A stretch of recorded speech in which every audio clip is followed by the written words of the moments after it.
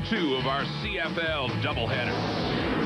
Don Matthews is looking for win number 4, and it's up to ace quarterback Doug Flutie to come through tonight. Adam Rita wants a win as well. His ace in the hole is Lions QB Damon Allen, and he's the CFL's leading passer. It's the top 2 quarterbacks in the CFL looking to go 4-1 next.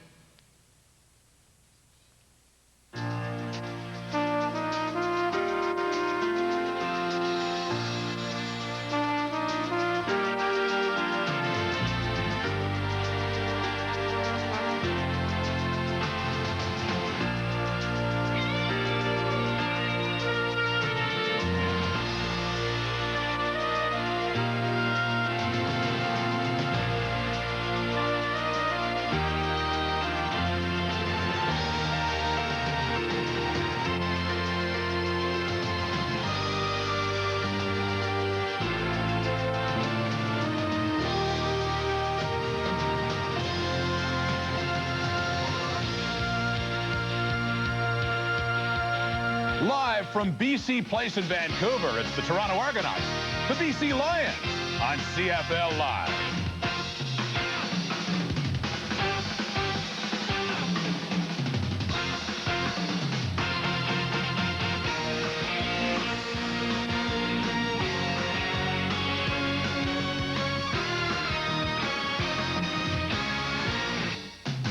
And yes, of course, we're live and interactive here at TSN, so if you like, get on the net. You can play QB1 throughout this game. And welcome to CFL Live. If you weren't with us before, if you were, of course, welcome back. You saw the Montreal Alouettes losing again, back-to-back games to the Edmonton Eskimos, 34-24. Rod Smith along with Obi, Les, and Marty. And for this one, the Toronto Argonauts and the BC Lions, the 2 other 3-1 games, 3-1 teams, I should say, meeting tonight. First-place teams, and certainly a challenge for the BC Lions in the form of quarterback Doug Flutie and the Argos. Now, Les, Flutie has found defenses challenging so far. You suppose by now he sees what is happening and will find some way to exploit it. Yeah, I think what I'll be watching for in this game is to see the answer that Doug Flutie comes up to with this 3-man rush and everybody else dropping back into this zone. See, Doug has problems with reading the zones like that because he wants to get things off pretty quick and he wants to dump things off to his running backs. But I think they'll find an answer tonight because I think every team in the CFL will probably do that type of defense to him because it's so, you know, confusing. Well, people have said you want to stop Flutie, you know, keep your other offense on the field. Absolutely. That's the task for Damon Allen. But last week against Winnipeg, they really had only one weapon, although he worked Alfred Jackson to perfection. I think for BC to win tonight, a key thing is going to be is that Damon Allen and the BC Lions offense has to wake up and keep control of the football, and the best way to make Doug ineffective is to keep the Toronto offense off the field. You know, Bob, right now, going into this week, Damon Allen is ranked higher in passing efficiency than Doug Flutie. I know he's always been a little bit envious of Doug Flutie, too, you know, all the fanfare that Who Doug hasn't? Exactly. There's no question about it. But I think he's going to be psyched up for this game. Well, for all the talk about Doug Flutie and the Argo offense and Damon Allen and the BC offense, there are a couple of other players, one per team, that can light it up about as well as anybody in the CFL. Let's head out now to Vancouver and join Gord Miller and Glenn Suter. Hey, I got a riddle for you. Okay. What's just over 10 feet tall and a threat every time on special teams? I don't know. Mike Clemens on Al Shipman's shoulders. 2 little guys who play a big role for the Toronto Argonauts and the BC Lions. Mike Clemens is the league's #1 kick returner on punts. Al Shipman is second. Shipman is the league's #1 kickoff returner. Clemens is second. And they do even more than that, Glenn. They certainly do. There'd be more yards on those totals if it hadn't been for penalties against both guys. Last week, Mike Clemens lost over 100 yards, and the BC Lions are the most penalized team in the league, so Al Shipman's lost some yards as well. But you know what I like about both of them is that every time they touch the football, the crowds hold their breath and are on the edge of their seat because they can break it at any time. They're exciting players to watch. And once the offenses get the ball as well, there's lots to watch, too. Damon Allen, the #1 ranked quarterback in the league. Doug Flutie is #2. Rod? Thank you, Gord. Well, I was looking for a loony, actually, for, well, you know, for Marty York. Not so much I'm suggesting you're a loony, but suggesting that maybe, maybe that's all I need now to do my Marty York pick, because after the great start you had, pal, you're down to 500. And I really appreciate you mentioning it. I'm going to try not to go below the Mendoza line now, though. I'll do my best. Las Vegas is favoring the Argos by 5.5 points in this one. I'm going with the underdog. The Lions are 3-1 on this season, but they're also 4-0 against the spread. Remember, they're a strong play. The Lions beat the Argos at BC Place last season when the Lions weren't as efficient as they are now, and when the Argos were playing better football than they are now. So take the Argos. They've been out of sync. Sorry, take the Lions because the Argos have been out of sync. What the heck? I just don't think the Argos.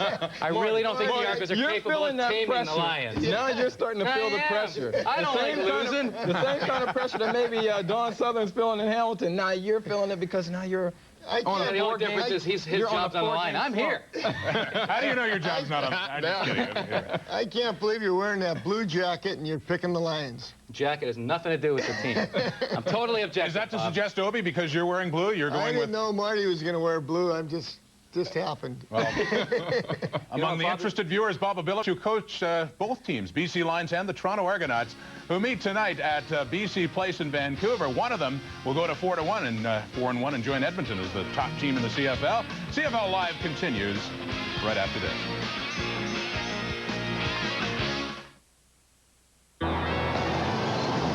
Hi there. Would you like to make a long-distance call? My aunt in Australia? This is so cool. I haven't talked to you forever. We've got a couple cool movies. It's a relationship between a housewife and a Dutch accordionist. What's better than that? Yes, there's a love interest. Who doesn't love film noir? She doesn't know what to do with her life? I've got really close to it. Dutch accordion music all the way through. And then things go drastically wrong. But read the book first. There's always something to say long distance. What are you waiting for? Yeah, it kind of does remind me of Uncle Ron.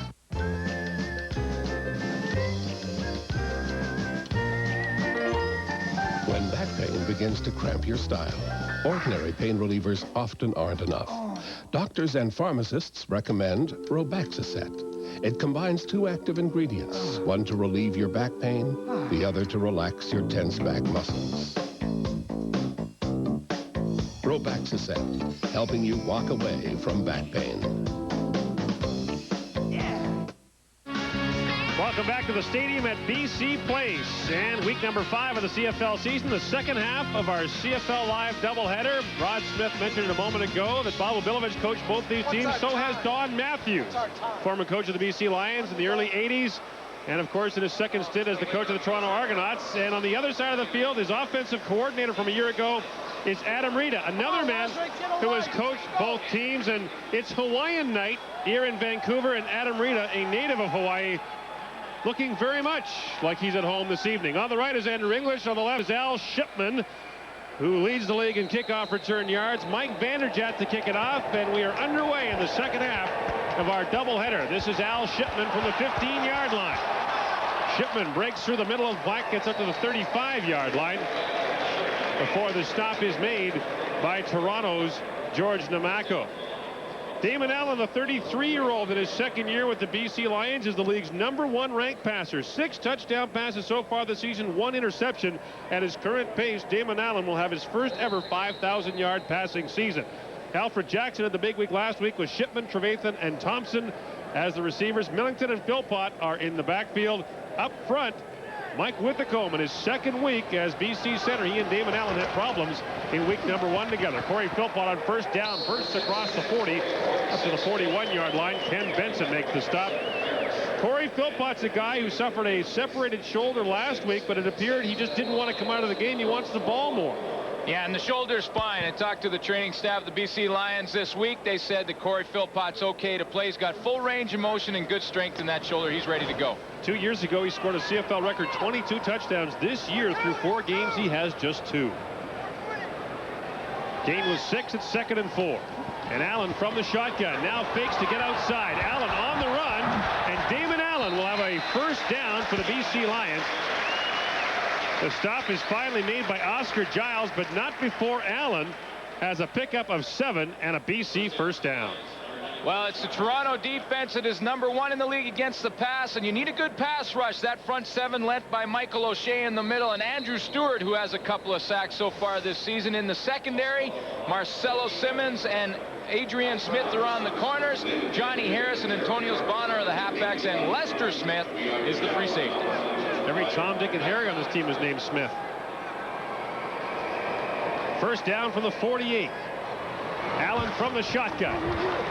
Lots of time, dumps it on underneath to Larry Thompson.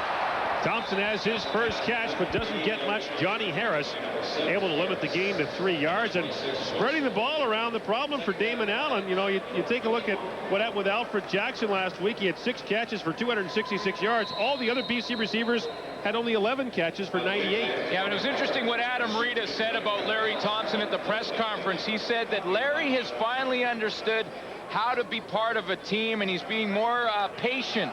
Because Adam Rita has told Larry Thompson, you will have your day in this offense. Hasn't happened so far, but you will. Corey Philpott's lined up at wide receiver. Damon Allen looking over there, but he is tripped up on a great defensive play by Ken Benson, who appeared to just get a hand on him. And that will send the BC offense to the sidelines. Well, Ken Benson is in charge of just pressure rushing. That means if Sean Millington, number 25 in the middle of the screen there, doesn't go out in a pass pattern, he can come.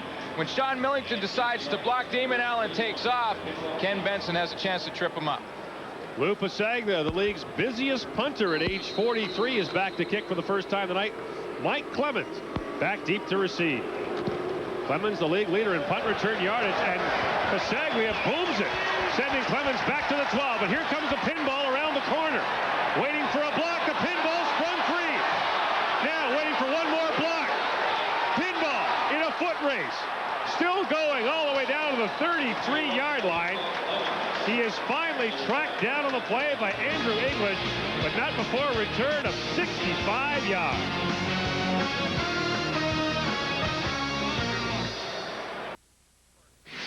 Oh, for time on the CFL's punt return yardage list, Mike Clemens busts another one for 65. Well, he gets the corner, Gordon. When you get Mike Clemens the corner, he's going to take advantage of it. That means there's no containment to keep him running up the middle where all the line cover guys are. And Clemens, we mentioned it in the opening last week, had over 100 return yards called back, or he'd be well ahead in the all-purpose yardage list.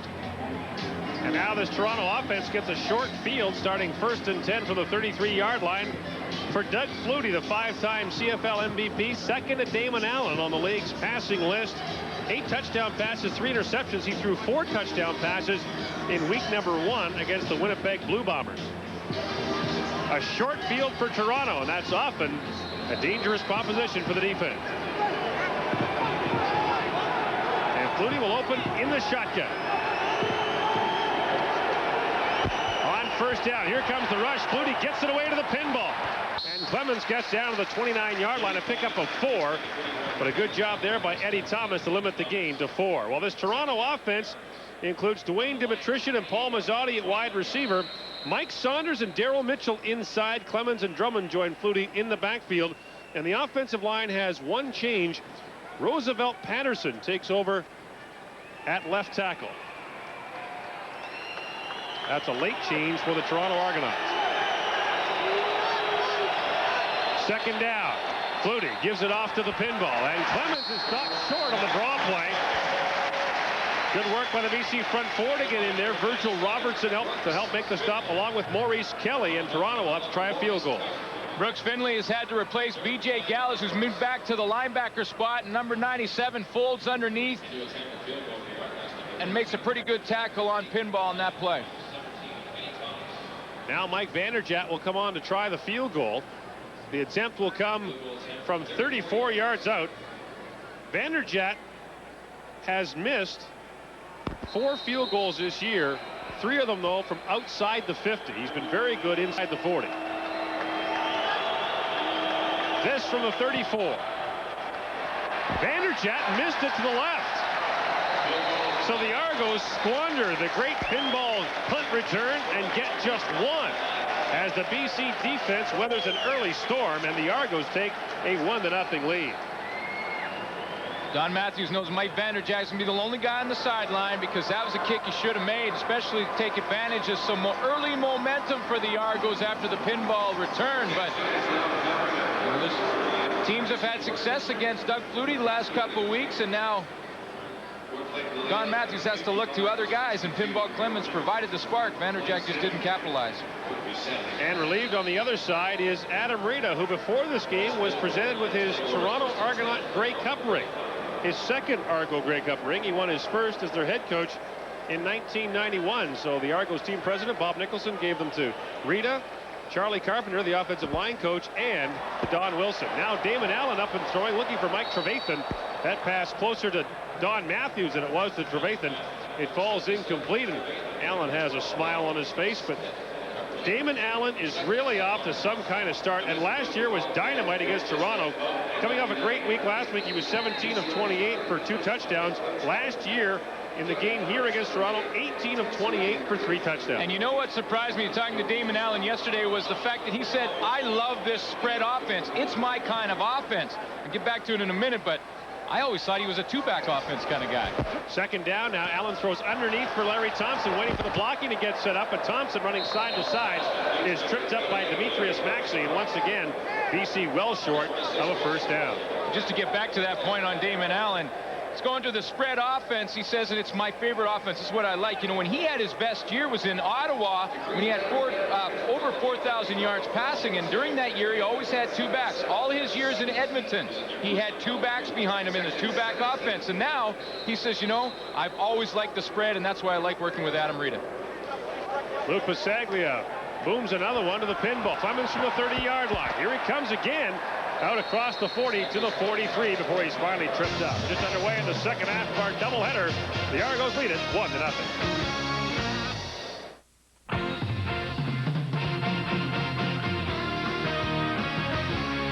The CFL Live on TSN is brought to you by Advantage, providing solutions for business.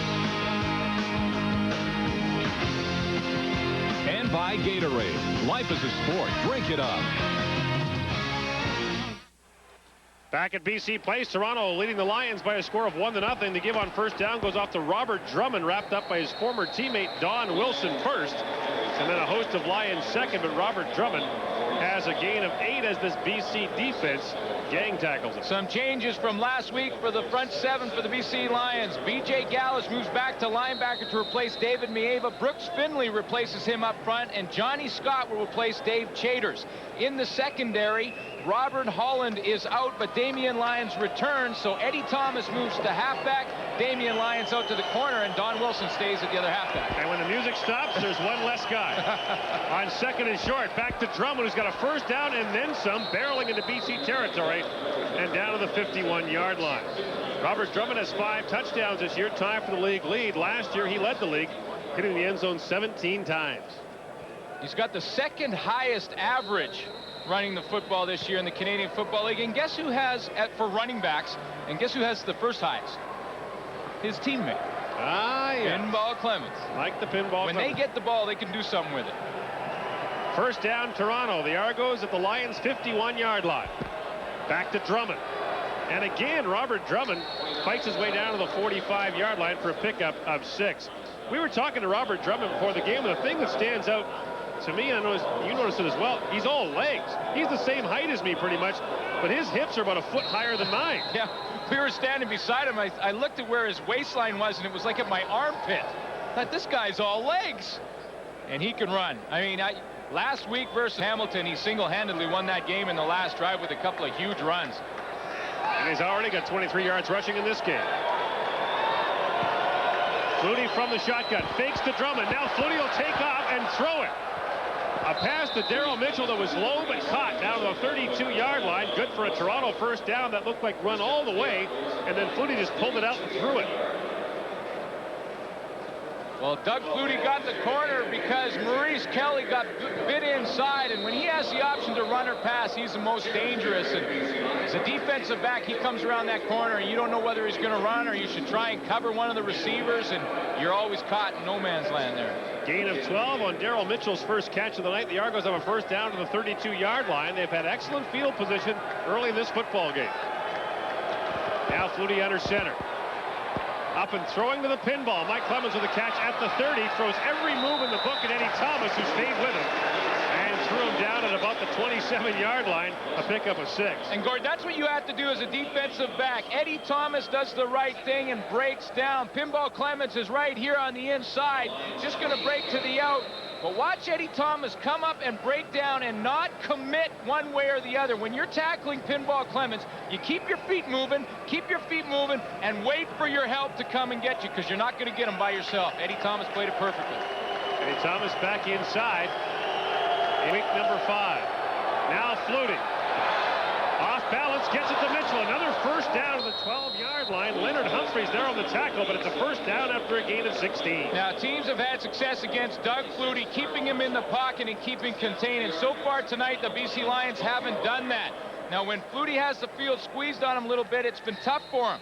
But in that play and a play previous to that, he rolled to the wide side of the field. That makes the throw shorter, so now he can use the whole field and becomes more dangerous. Now Flutie on 1st and 10 from the 12. The Argos got just 1 on their first possession. Now looking for a whole lot more. Back to the ground. Drummond. And Drummond barrels down to the 5-yard line before the stop is made by B.J. Gallus. A pickup of 7 for Drummond. The only player in the league last year to finish in the top 10 in both rushing and receiving. Nice blocks at the point of attack by Mike Kiselak right here, and Dan Payne the other way. And look at him just break up into the middle, and that's called the soft spot or the bubble on the running play, and he hits the bubble right on. 2nd and short for Toronto from the 5.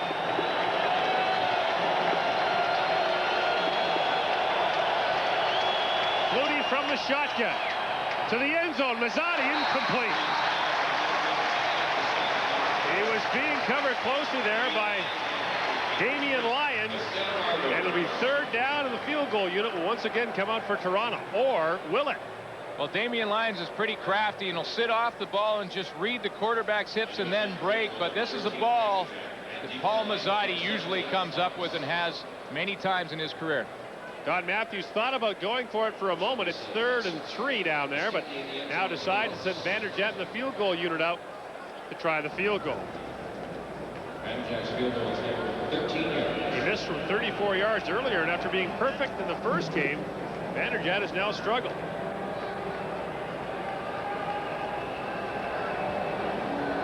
He is just 3 for his last 7. This is a tough kick when you're that close. It's sort of like a sandwich. You got to get it up.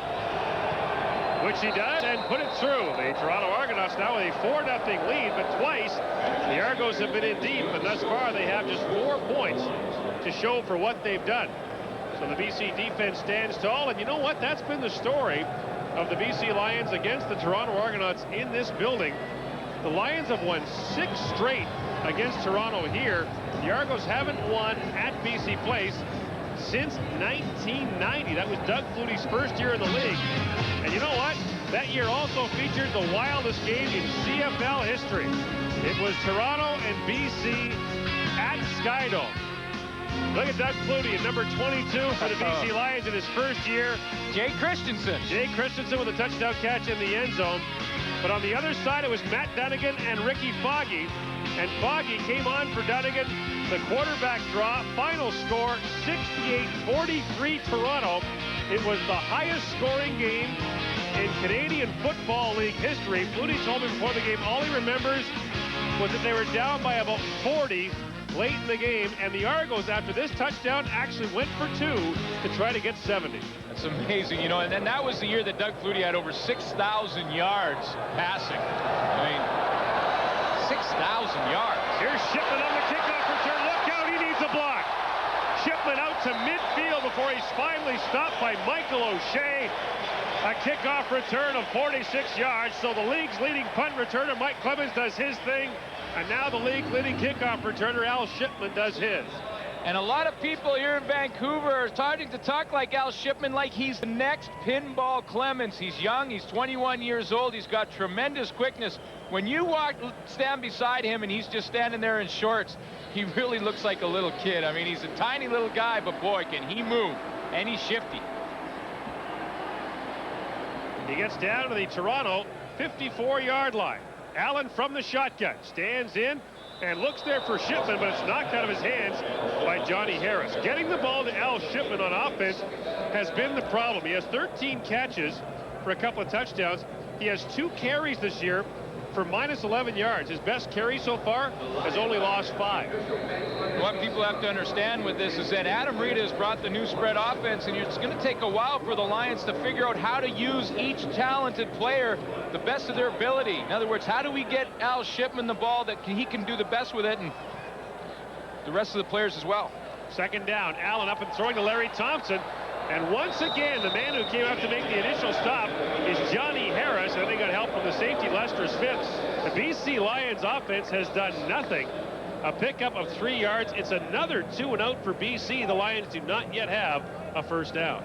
Johnny Harris started his CFL career in San Antonio in 1995. Played about 5 games last year in Toronto, and been a key part of that secondary for the Argos this year. Lou Pasaglia is back to punt once again, and Mike Clemens is back deep to receive. Pasaglia will punt from his 45-yard line. Got lost today coming here. Louis? Yeah. Now, wait a minute. He's been to this stadium a few times. 15th year playing here. He got lost today. Pasaglia kicks it away to Clemens at the 7-yard line. Got a block from behind, and look out. Pinball is dropped down at the 4-yard line. Block will be called against Toronto as well. The Argos will be in a deep hole when the CFL Lion returns to Vancouver right after this.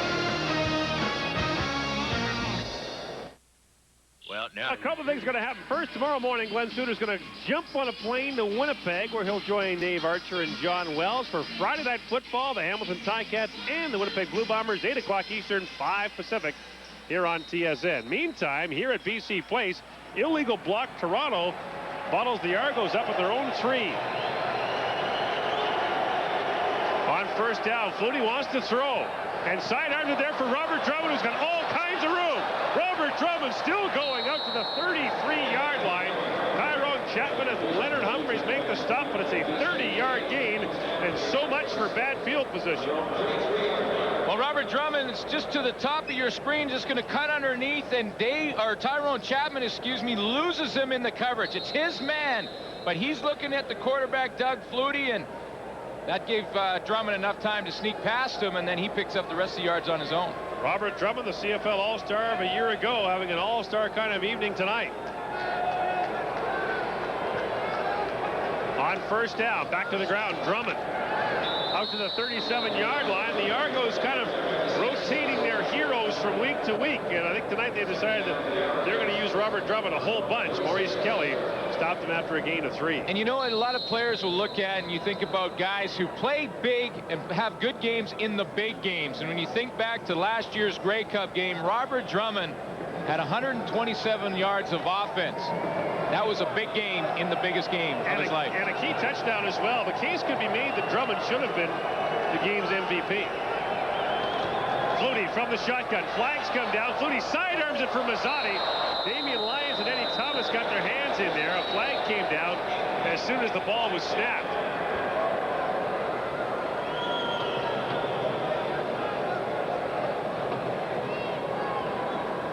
Offside is the call again. Oh, it's offside and procedure. You don't see that very often. I can't figure that one out. I've seen it before, not very often, but one guy's got to go first.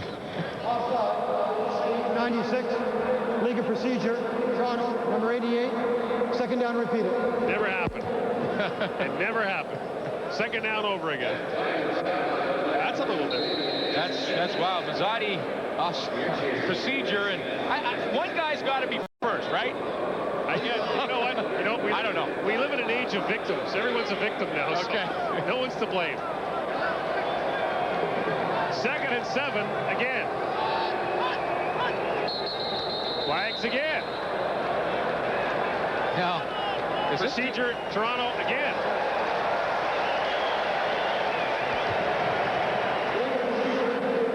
Number 58, still second down. Chris Gioscas, the right tackle, moved. So that'll be 2nd and 12. Well, Chris Gioscas has always been a guard throughout his career in Saskatchewan and even last year in Toronto, but he's moved out to the tackle position. When you're out there, you're on an island, and Virgil Robertson is the guy he's got to try and block in this game, or Brooks Finley. So Chris Gioscas trying to get a jump on the ball there. Here comes the blitz. Flutie looking over the top for Mike Saunders. And did he make the catch? No. Saunders almost braced that against his helmet to make the catch, but the ball bounced out. It's incomplete. Toronto will punt. Well, very nearly a circus catch for Saunders. Frank Pimiskern is covering him and is in the hip pocket, so Flutie throws it where it can only be caught by Saunders, and he almost pulled that down with one hand. Mike Saunders, a running back throughout his career, has been converted to slot, made his debut last week against Hamilton, got one pass for 23 yards. Mike Vanderjagt, second in the league in finding yardage and working in the great indoors. Drives a low punch shot to Al Shipman at the 25. This is returnable. Shipman beat the first guy, beat the second guy, gets around the corner. Here he goes, Al Shipman. He's got the kicker to beat. And Vanderjagt brings him down to the 28-yard line. Al Shipman was gone. It's a 57-yard return of a 54-yard punt, but the key, Glenn, was a low line drive from Vanderjagt. It's returnable because it gives Al Shipman the opportunity to let his block set up and to see the field. The ball is low now. He breaks to the outside, and after this, breaking the first tackle right there, that's just straight out speed. You don't draw it up, you don't coach it, you just hand him the ball and let him do it, and Al Shipman, one of the best. Now the Lions with great field position. First down at the Toronto 29-yard line.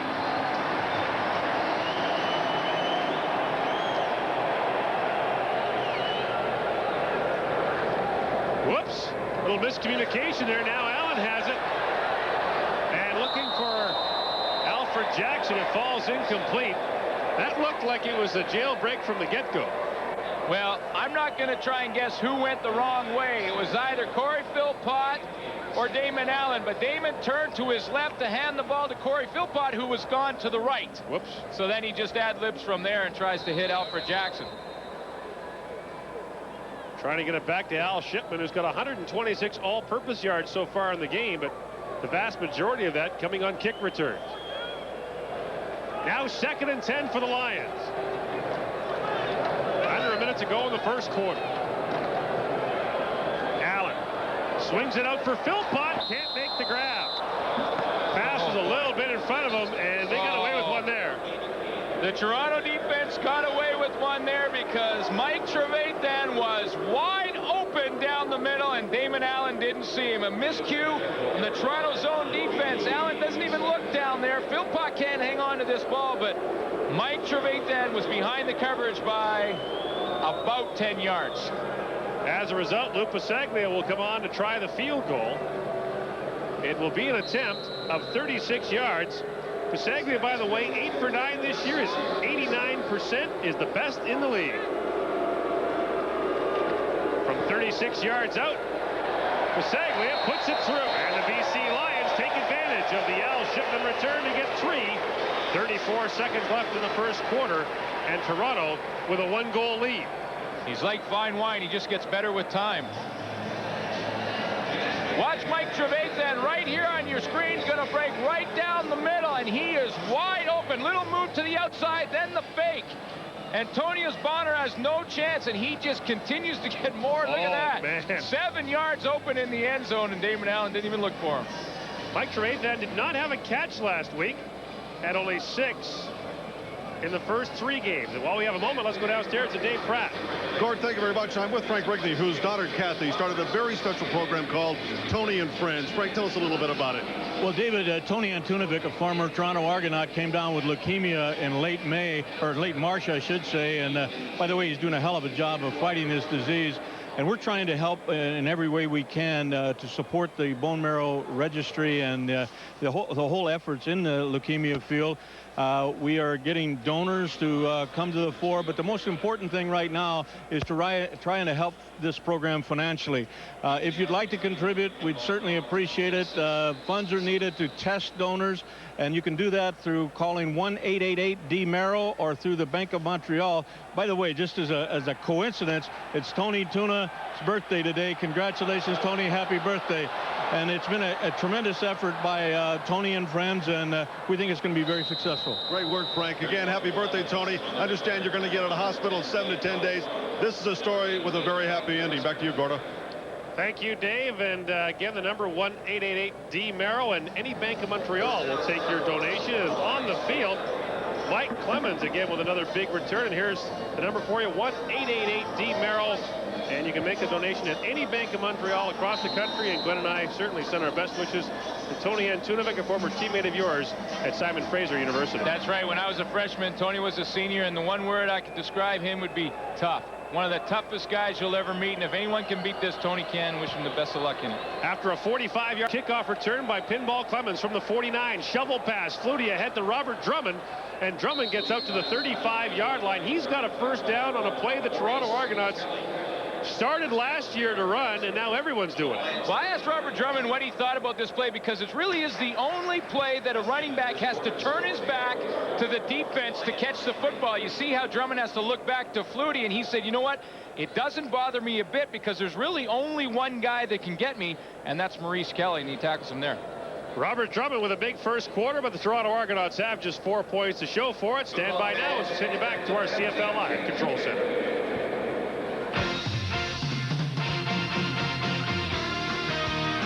CFL Live at the Quarter is brought to you by Midas for new, longer-lasting carbon metallic brake pads.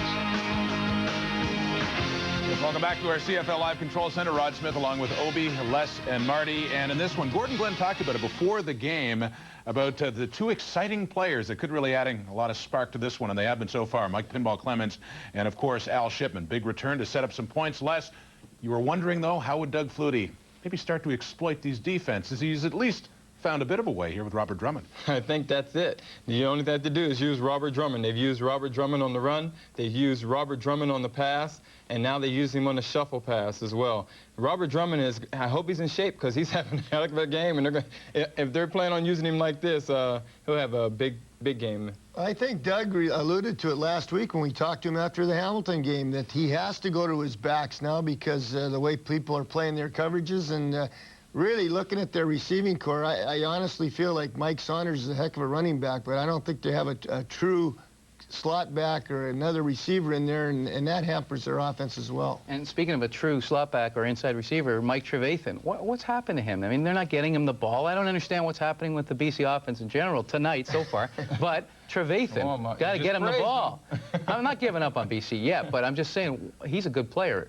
He was wide open on the one play that Glenn Suter pointed out, and you know, on that particular formation, you would have thought that Damon would have been looking for Mike, because that's the matchup they want on that set. I played with Mike, and I know that this is one of the toughest guys in the CFL at receiver, and plus he works hard every snap. They should be looking for him more often than what they are. But is there a concern here? We talked about it before with the BC Lions. We'll talk about that more at the half, the fact that they are going 2 and out an awful lot in that first quarter. It is BC just trailing by a point, however. Not much scoring, but a lot of big plays so far. Let's head back to BC Place now, guys. Thank you, Rod. It's another sweltering day in Vancouver, which means it's hot under the big top, and that's why they got the fans not only in the stands, but on the sidelines. The Argos open in the second quarter, first down at the BC 35. Flutie sidearms it there, and he's got it for a moment to Norm Casola, but getting a hand in at the last second was Leonard Humphreys with a solid defensive play. Here are the first quarter numbers brought to you by Midas. BC managed just 1 first down and 17 net yards. We talked about Mike Clemens and Al Shipman before the game. 246 return yards, and yes, time of possession a problem for BC. Yeah, and when you talk about how to stop Doug Flutie, you keep that time of possession on your side, you have a chance, because that means Flutie's on the sideline, and so far in the first quarter he wasn't. Flutie has never thrown a touchdown pass wearing a baseball hat. No. 2nd and 10. Flutie's on the run. Look out. Being chased back by Joe Fleming. Flutie gets it away, looking there to Mike Clemens, but he hit the first down marker with it.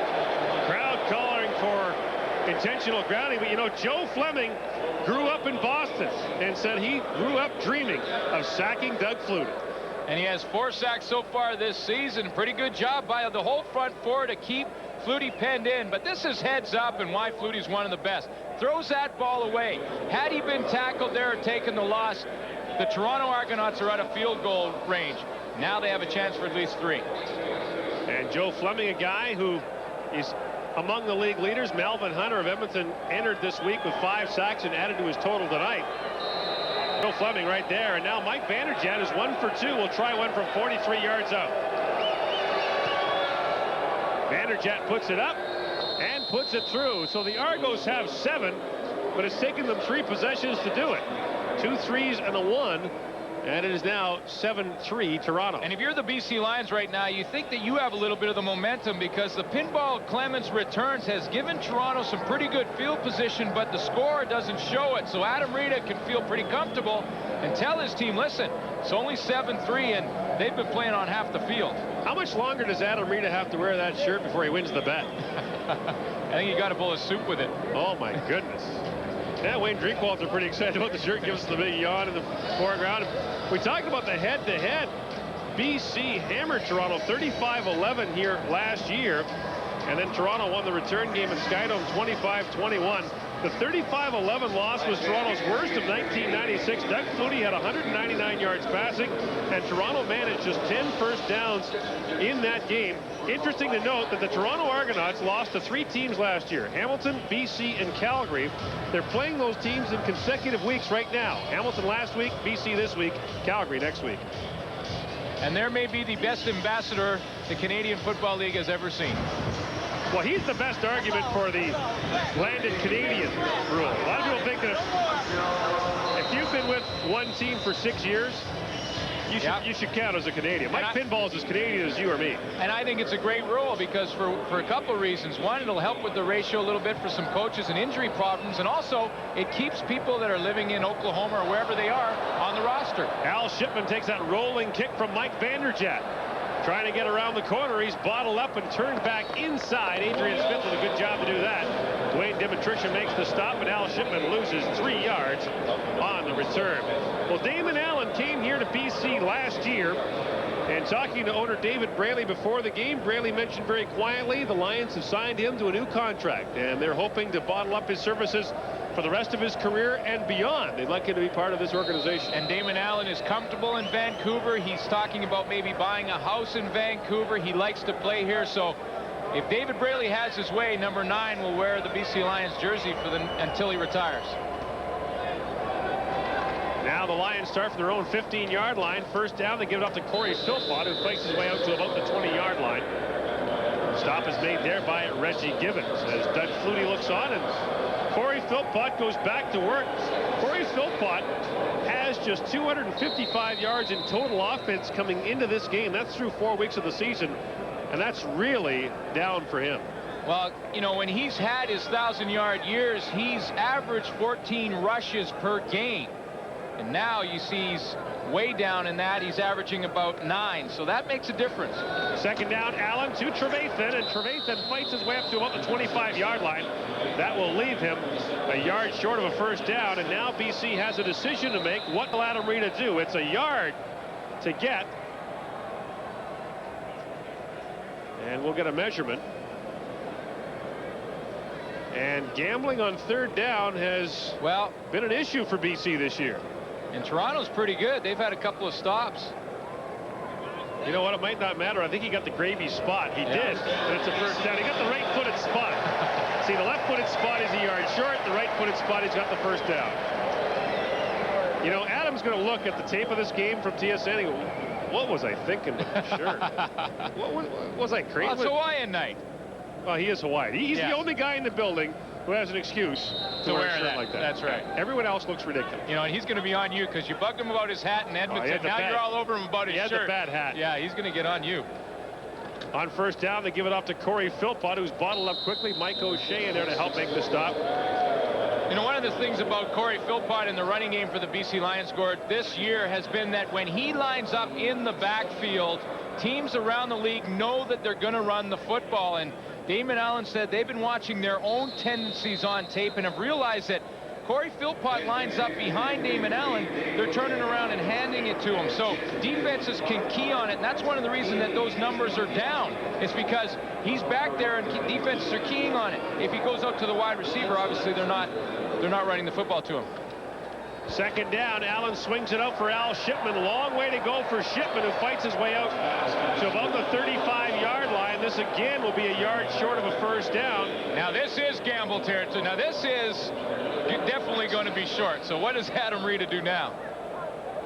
Sends the big people out and the punter. And I think that's just field position decision on Adam Rita's part, because when you're sitting around your own 35-yard line, 34-yard line, and don't make it, that's an automatic at least 3 points for the opposition. So Adam Rita's thinking field position, and we'll punt this one away.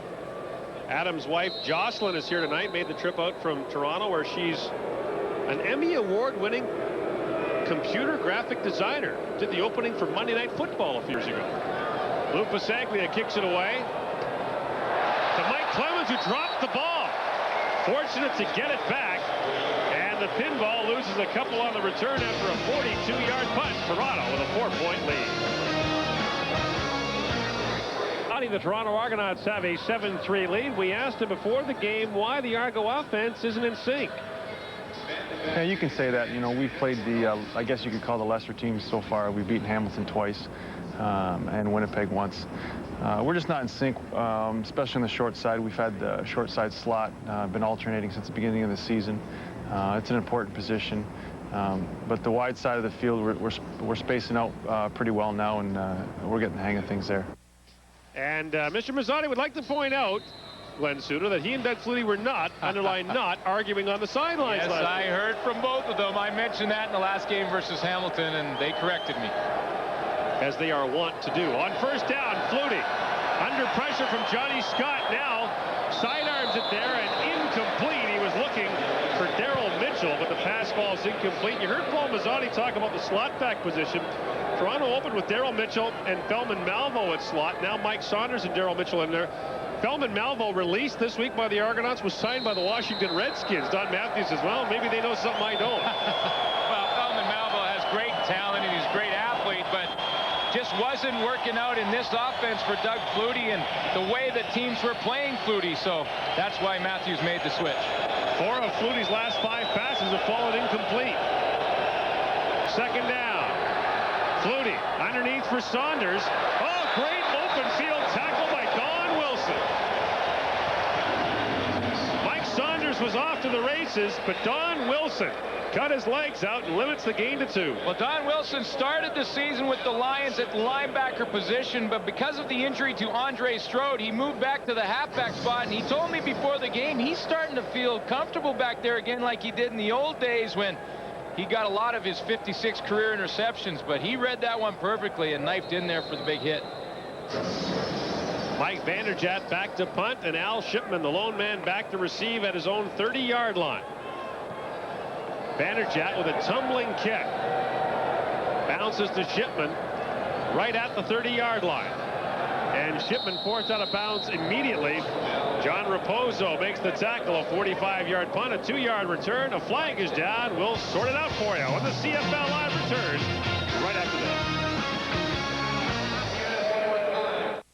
Just one taste. A country. Hey, wait till you take 11-year veteran Don Wilson turns in another big defensive play for the BC Lions, and tell you what, he gets better with age. Another guy like that. Yeah, he just reads this one perfect. He sees Doug Flutie throw it, then just knifes up there and cuts down Mike Saunders.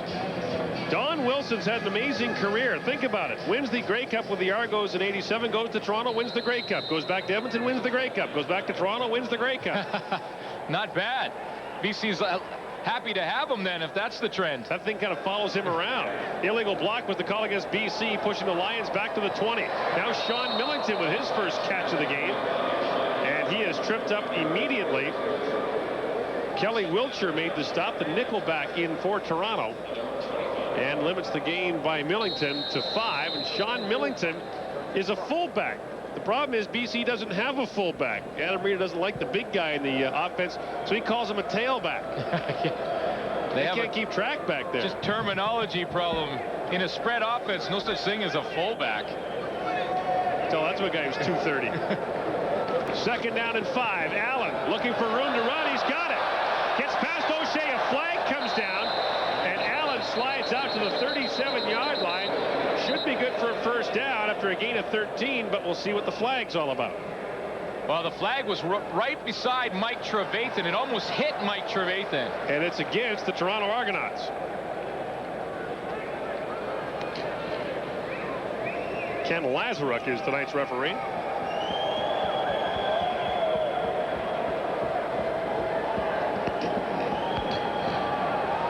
Legal contact, held the receiver. Toronto number 26, decline. First down, BC. Kelly Wiltshire is called for illegal contact. And Kelly Wiltshire was actually covering Mike Trevathan on the play and was mauling him down the field. Mike Trevathan is the inside receiver right here. Now watch as they go down the field and start fighting. There's the holding there. Wiltshire's holding Trevathan's jersey, and he turned around and took a swing at him, and then the flag hit the ground. First down, BC. The give goes off to Millington. Barreled over his own man. He just knocked down Todd Furtick, but then the pursuit caught up. It's a loss of a yard for Millington, and that's only his 12th carry of the year in his 5th game. Well, it's called a tendency breaker. You know that Adam Rita does not want to run the ball to Sean Millington. That's nothing against Sean Millington as a running back, but he likes to have the spread offense, throw the football a lot, and he thinks a running play is a short dump pass to somebody. So Sean Millington gets the football every now and then just to keep the defense honest. Sean Millington, a first-round pick of the Edmonton Eskimos in 1991 in his 7th year in BC.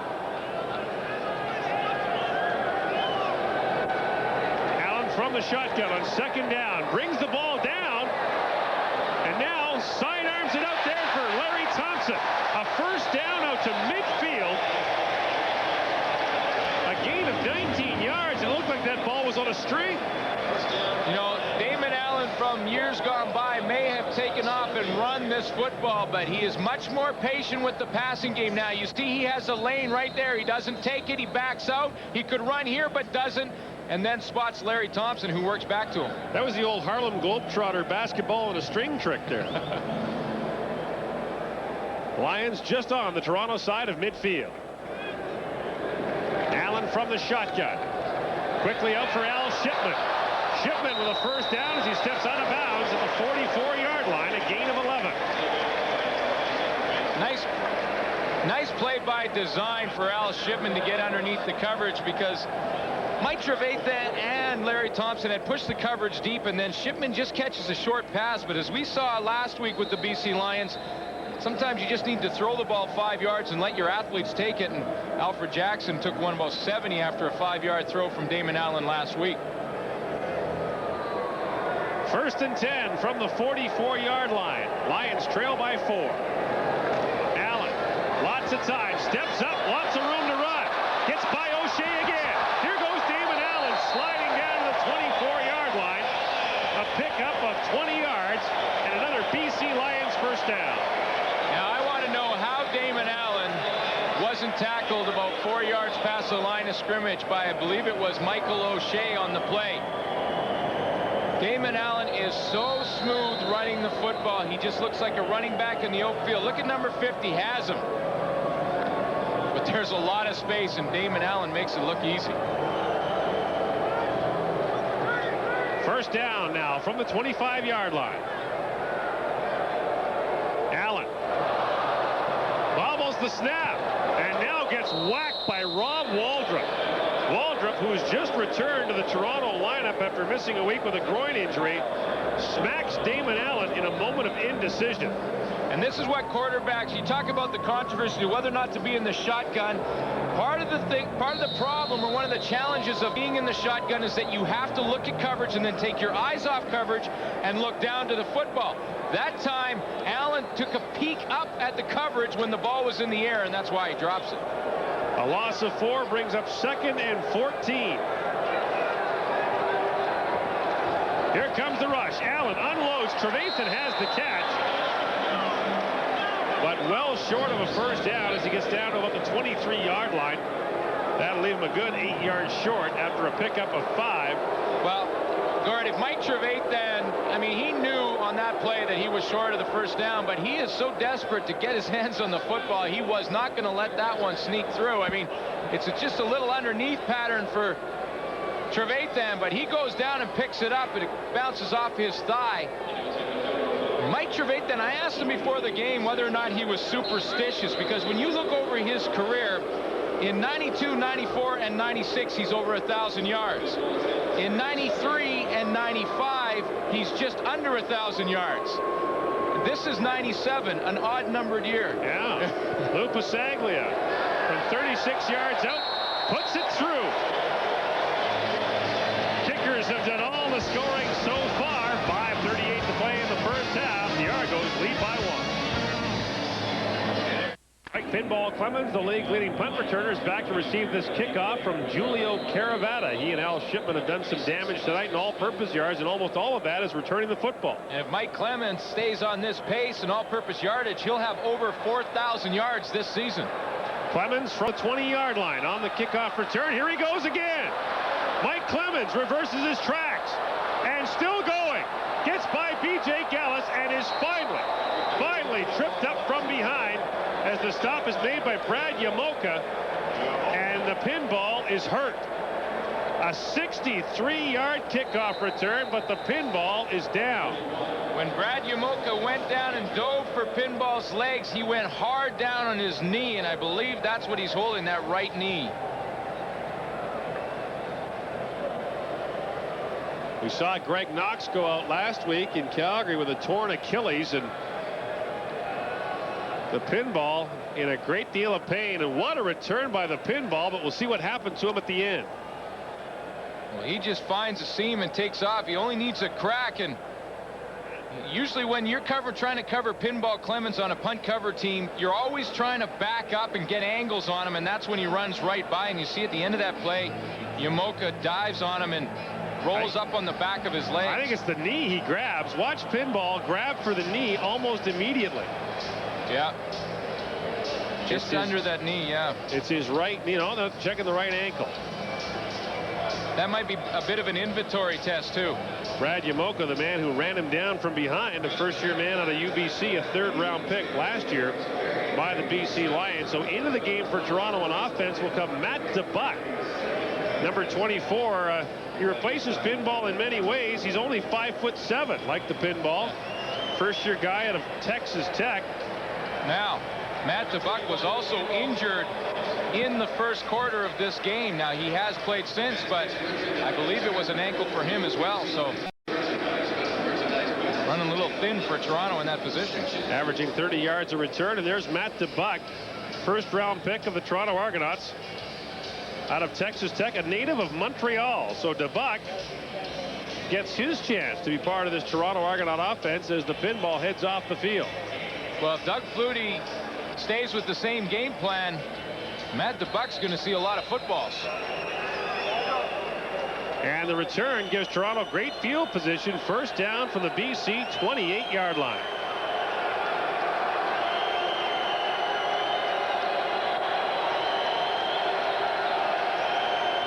Flutie. Lots of time. Over the top, Daryl Mitchell, and Daryl Mitchell might have been killed by Leonard Humphreys if he'd have caught that pass. Leonard Humphreys had him lined up absolutely perfectly. Well, Doug Flutie scored audibled when he saw Greg Frères from the safety position right there sneak up into the middle. Now, the reason the Lions do that is to stop the run. And with Drummond standing right there, they were thinking run. Doug Flutie audibles and tries to throw a deep one to Daryl Mitchell. Now, it doesn't hook up, but the right play call against that defense. Flutie has completed just 2 of his last 8 passes. 2nd and 10 from the 27. Flutie has time, drops it off underneath for Drummond, waiting for the blocks to set up. Drummond gets across the 20 and down to about the 18-yard line. It's a gain of 8. That'll be about 2 yards short of a first down, and the center, Mike Kiselak, was actually the guy who hit him by accident, of course. Tackle made by number 63, Mike Kiselak.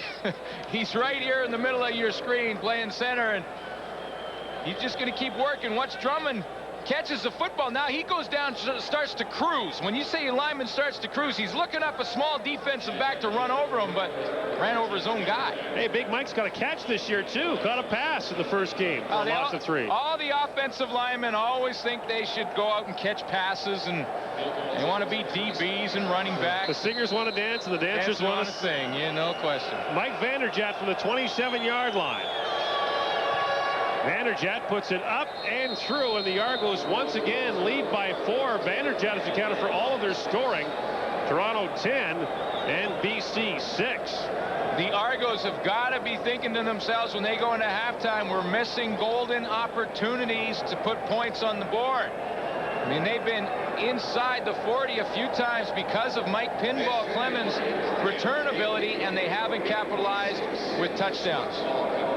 There's the right ankle of Mike Clemens being checked out on the sideline. Pinball up, putting weight on it. I still remember a play he made a couple of years ago in Toronto on a fake punt, drilling a guy out of bounds to save the game for Toronto. I mean, this guy does everything. That was Terry Bacon. I remember the play, and Baker took off to run, and Pinball Clemens came up and just knocked him out of bounds, short by about a yard. And he was about 20 yards deeper than the play before it started, and hustled up there and made the big play. And here's how he got injured by Brad Yamoka as he rolls down on him. You see number 34 is coming on your screen now. He rolls down on that right leg, and the ankle got twisted underneath there. You know, if you had a choice between having a knee problem or an ankle problem, you always go for the ankle. Is one of the choices not having a problem? Well, no. If your only choices are knee or ankle, go with the ankle. Okay. The ankle will heal quicker and usually doesn't require surgery. I'll take that under advisement. Thank you for the advice. Al Shipman, the man on the right with Andrew English. And look at this. They bounce it right off the Lions, and the Argos get it back. It bounces right into the hands of Lester Smith. Gord, this is a design play by the special teams, and you saw Adam Reed sort of nodding his head. He said, that's a good one. He got me. A lot of times you'll put big offensive linemen up on that front line. This time it's Stephen Glenn right here in the middle of your screen. Now he's going to turn his head to look back and try and get his block. The ball bounces right off his knee to Lester Smith. That's a design play, and Mike Vanderjagt is trying to hit the lineman with the football. They did that on purpose. That's right, and I guarantee. No, they didn't.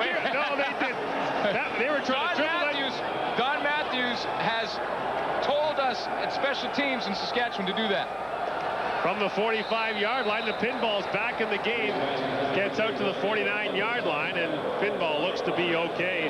A pickup of 4 yards. Now, I think Mike Vanderjagt was trying to dribble that kickoff, and he accidentally hit a guy with it. You know what? Honest to goodness, I wouldn't make this up, Gord, but Don Matthews told in special teams meeting when he was in Regina, we're going to try and hit one of those guys and see if it can bounce back. Now, if he does, it's a squib kick. I want to find out. Second down.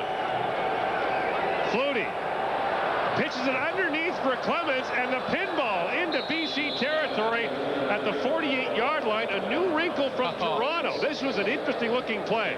Another new wrinkle from the Argos because it's first of all, it's set up just like the shovel with Pinball coming under, but watch Drummond also go wide. Now, Doug Flutie has the option to pitch it out to Drummond or underneath the Pinball, and Virgil Robertson is caught between both of them. The double blue with the double option. Mike Clemens is back down on the play, waving the trainers off, but we've hit the 3-minute warning at BC Place. Toronto with a 10-6 lead on BC. Man. A lot of work. Argos have the ball first down at the BC 48-yard line. They swing it up to the Pinball again, whose miraculous healing powers strike again. B.J. Gallus makes the stop. A pickup of 4 for the Pinball. You can see he is up and once again limping noticeably. Yeah, but the last time he was lying on the field, he waved off the training staff because if they come out there, he has to sit out for 3 plays. I think he was just trying to catch his wind and slide down on the field for a moment. Now the Argos have it at the 44-yard line. 2.5 minutes to play in the first half. Toronto has not yet scored a touchdown. 3 Vanderjet field goals and a single have given Toronto a 10-6 lead. Flutie, there's that double option again. Underneath it goes to Mike Saunders. And Saunders off and running through the middle of the BC defense down to the 21-yard line. Another big pickup for Toronto, 23 yards. And this play is really interesting, Glenn. Well, last time it was pinball. This time it's 32 Mike Saunders. Same play. He's the underneath option. You see Drummond 29, the pitch option. But remember, Mike Saunders was a running back in Saskatchewan. He knows what to do with it from the underneath position. Anna Stukas, the longtime coach who lives here in BC, must be laughing now. This is just the old single wing they're running now.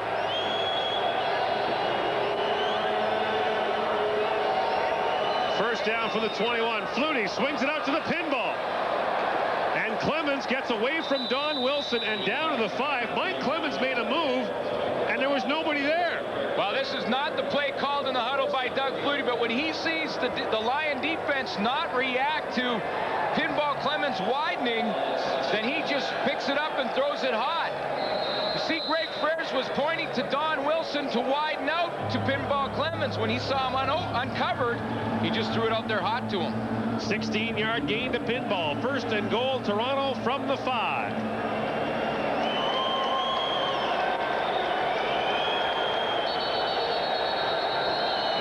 Play is called. What is the problem? Oh, a fan ran onto the field. So he will be removed, and they'll reset the 20-second clock.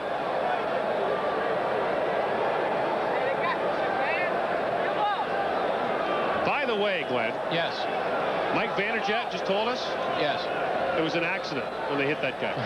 They were trying to squib kick it, and they hit that guy. Okay. That's fair. Mr. Big-time football guy. No, but that's Mr. fair. 3-time All-Canadian. But let me tell you, Don Matthews has said that before, that we will try and hit one of those offensive linemen up front. Well, let the record show the skinny guy from Alberta was right, and the big-time 10-year football Grey Cup champion guy was wrong.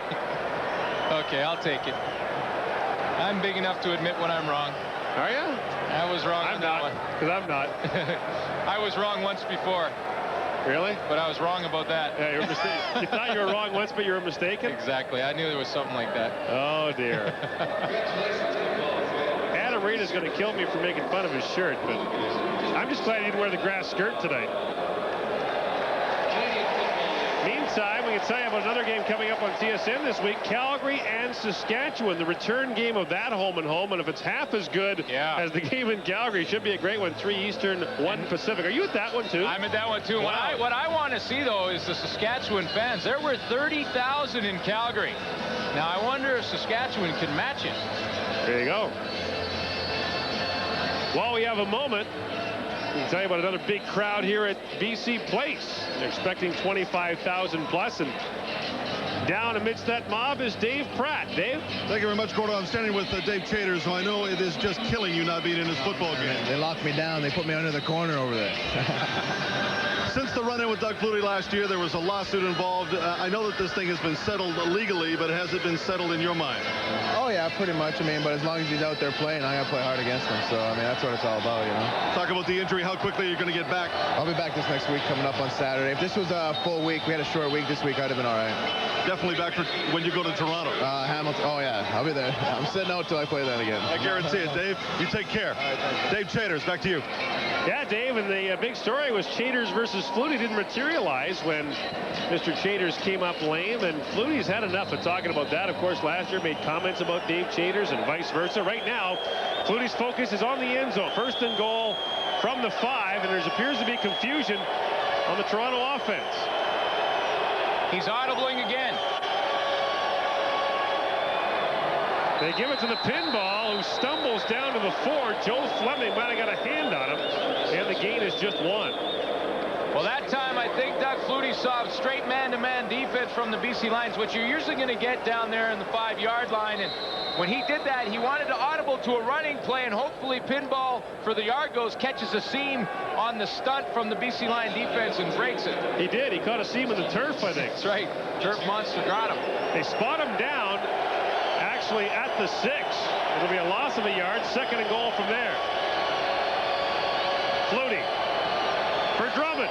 Makes the catch. Touchdown. He beat Tyrone Chapman in the corner, and Robert Drummond has his 6th touchdown of the year, and the Argos have their first touchdown of the game. Well, in fairness to B.J. Gallus, this is a tough assignment. This is B.J. Gallus and Tyrone Chapman trying to get out there, number 29 and number 56. Now, Gallus last week was a defensive lineman. Now he's been asked to play linebacker. And, I mean, he's got to go out there and run with Robert Drummond. That's pretty tough. Mike Vanderjagt now for the point after to give the Argos an 11-point lead. 1:04 to go in the first half. Vanderjagt puts it through, and the Toronto Argonauts, with their first touchdown of the game, now lead it 17-6. I'm not sure he got in, though, Glenn, and the crowd here at BC Place is booing after seeing it on the big screen. Well, let's take a look and see if he did get in. I just take a look at the officials. They obviously signaled it, but here's the play. Now, 29, Gallus has to run out and cover number 29 in white. Now, did he get in or not? The ball has to break the plane. Pretty close. Remember, it's not where your body is, it's where the ball is. Well, this official right here is right on the spot, so he has a better angle than we do. And a better angle than the BC Lions fans do. Doug Flutie, however, celebrating at the bottom because, of course, he saw it all the way. That man is mad.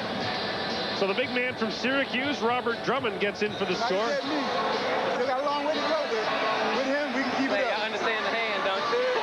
Good job. Great call. Great call. Anytime the ball goes to you, it's a great call, huh? Yeah. Let's do more of that call. Give me the rock, and I'll do the rest. Hey, and Flutie knows that you give him the rock, he's going to do something with it. He's going to rock and roll with it. 7 straight completions for Doug Flutie. And the Argos now lead by 11 as Al Shipman on the right and Andrew English on the left are out there. And Andrew English is just a big decoy because the Lions want Shipman to return every kick. And dribbling it is the Argos strategy. Brad Yamoka now with the ball at his feet. Look out! It's all over the place, and the Toronto Argonauts have it back. Well, that looked like the Keystone Cops on kickoff return there. Well, and Brad Yamoka is a young player in his rookie season, makes a mistake on this play. Don't handle the football if you're not used to doing it. Brad Yamoka should have let this one go right by him and let the returners handle the football. He tried to knock it down with one hand, kicks it around. Now it bounces off B.J. Gallus, who is a defensive linebacker guy, and neither of those guys are used to handling the football and should have let that one go through to Shipman or Andrew English. So Yamoka and Rita uneasy on the sideline. Second turnover by the Lions. Now the Argos, with 57 seconds to go, have the ball back at the BC 43-yard line. Flutie sling it over the top, wide open. Andre Kerwin has the catch, and out of bounds at the 7-yard line. You don't hear much from him, but Andre Kerwin, a first-round pick out of Stanford University, has a gain of 36 yards down to the 7, only his 4th catch of the year. Well, if Toronto goes with 5 receivers, then he'll come into the football game, and this time he turns Leonard Humphreys around. Now, Humphreys has a chance to recover, but misjudges the ball right there on his jump. And Andre Kerwin, with the great concentration, pulls it down. Andre Kerwin, we mentioned out of Stanford, was the Argos' first pick in the supplemental draft. DeBuck was their first-round pick. Then they took Kerwin with the supplemental pick, which means they'll give up their first-round pick next year, but they like him. In the meantime, Brad Yamoka looks on as the Argos have it 1st and goal. Flutie to the end zone. Touchdown, Mike Clemens. A 7-yard touchdown. The Argos go 43 yards in 2 plays. It takes but 12 seconds, and Toronto is suddenly running away with it. 23-6 with a point after to come. And Adam Reed is wondering how 2 special teams errors have all of a sudden cost him 2 touchdowns. Nothing fancy. This is just Clemens breaking out on Eddie Thomas, who had to hold up. He was rubbed a little bit on the play and couldn't get out there in time. Special teams for the BC Lions cost him 2 touchdowns.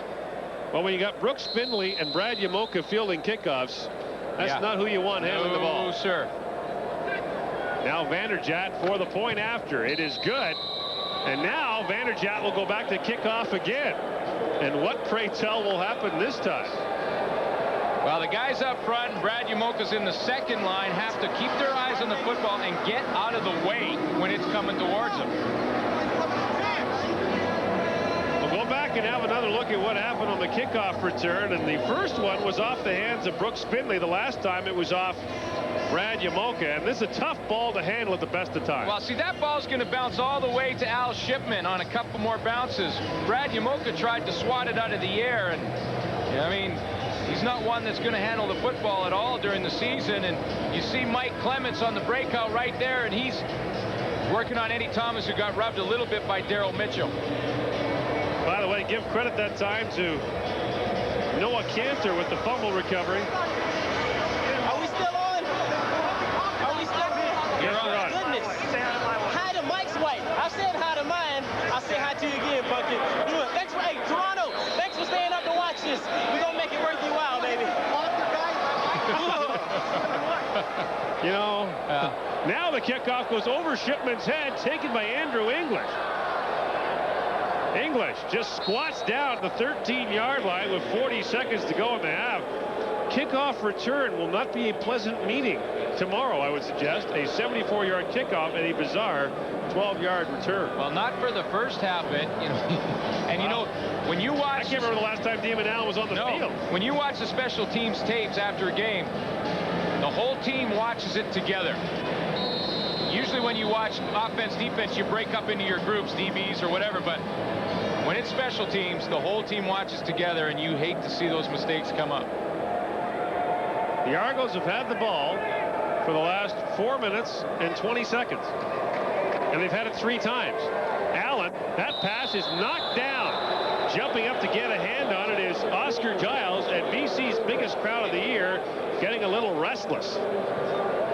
Well, it's certainly not Damon Allen's fault, and Oscar Giles really hasn't had to make too many plays because he hasn't been out here. It's really been special teams and Doug Flutie. Here's Oscar Giles right here, just going to work up the field and get his hands up when he doesn't get pressure. He's working on Mo Elowanibi on the outside, and when he can't get in there, he gets that hand up and knocks it down. 2nd and 10 for BC. 36 seconds to play in the first half. If the Lions have to punt, the Argos could score again. Pass for Al Shipman. That is broken up as it bounces off his pass. Johnny Harris in there again to break that play up. The Lions punting unit will come on with 31 seconds to play. Johnny Harris was a strong safety when he was in college at Mississippi State. Here he is right here. Strong safeties hit all game. So you know when he gets a chance, he's sitting in the zone on the outside to throw a lick onto somebody, he's going to do it. And he drops the shoulder on Al Shipman. So as Harris stays out there to help block on this punt return, Pasaglia will kick from his end zone. Mike Saunders and Mike Clemens back to receive. Pasaglia with a low end-over-end kick. Pinball from the BC 46 gets swamped immediately. Sean Millington makes the stop. A 32-yard punt, no return. But with 22 seconds to play in the first half, lots of time for the Toronto Argonauts. And at the 3-minute warning, this was a close game. It was 10-6. Talked about those 2 special teams plays. Now Doug Flutie with 22 seconds definitely has a chance. You see the kick by Pinball, and here comes Sean Millington, who's going to contribute any way he can. Even if he's not getting the football, he's going to help out on special teams for his team. Well, the Argonauts are already pretty close to field goal range. It's 24-6, Toronto leading. Back-to-back touchdowns scored by the Argos off BC's special teams mistakes. Flutie from the shotgun. Underneath for Drummond. Robert Drummond with the catch, and now the carry.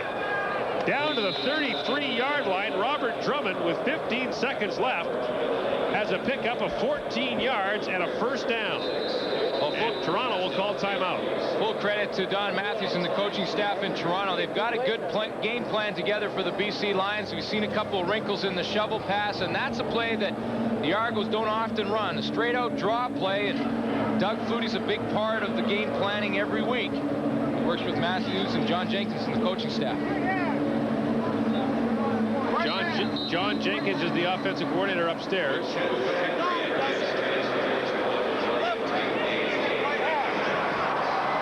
arguing about which hash mark they want the ball on.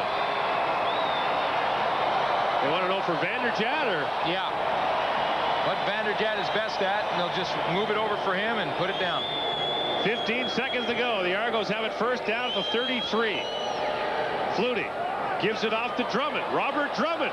If he gets out of bounds, they get time for a shot at the end zone. He does. 9 seconds to go. He gets out of bounds at the 18-yard line. Actually, 8 seconds left on the clock. So now, with a gain of 14, Don Matthews can make a decision. You got time for one shot at the end zone, then the field goal, or do you kick it now? And he sends the field goal unit out there. Now, in working with Don Matthews on some special teams when he was in Saskatchewan, I know what he's thinking here. He's going to send Vanderjagt out on the field right now because with 8 seconds, if there's any problem, a fumble, snap, or whatever it may be, they will have a chance to line up and kick another field goal. This gives them that opportunity. If they go to the end zone and miss it, now they have one shot and the time expires. They don't get another. Matthews famous for living on the edge, but when you look at it, the way he makes decisions, he very much plays the percentages. Vanderjagt from the 26-yard line puts it up and good. The Toronto Argonauts blow this game open in the final 3 minutes of the half with 17 points, now 27-6 with 4 seconds left. Wow. Adam Reedham is going to go in there at halftime and say, you know, we played pretty well for... Now, I got a question. Okay, you're Adam Reedham, right? Yeah. And you're going to give it to the boys. I mean, you are going to go in there and you're wearing a lei and a shirt with flowers on it. Like, who in their right mind could take that seriously? Okay, you know what? I'm gonna voice Adam's opinion right now. Get off him, okay? Get off him on the shirt? Yeah, leave him up the shirt, okay? Leave him alone. I'm just saying that if I'm a pro football player and I'm sitting there at halftime, a guy in that shirt is not going to give me crap. Yeah, well, you know what? David Braley signs the checks, but Adam Reedham makes the decisions, and you better listen to him. Or you might get the apple and a road map, or the apple and a bus ticket. Torrey Philpott with the carry there. Not much doing. Back to the drawing board for the BC Lions. And I promise in the second half, no more shots at the shirt. 27-6. The Argos lead. The second half is still to come. But right now, stand by for our CFL Live at the half.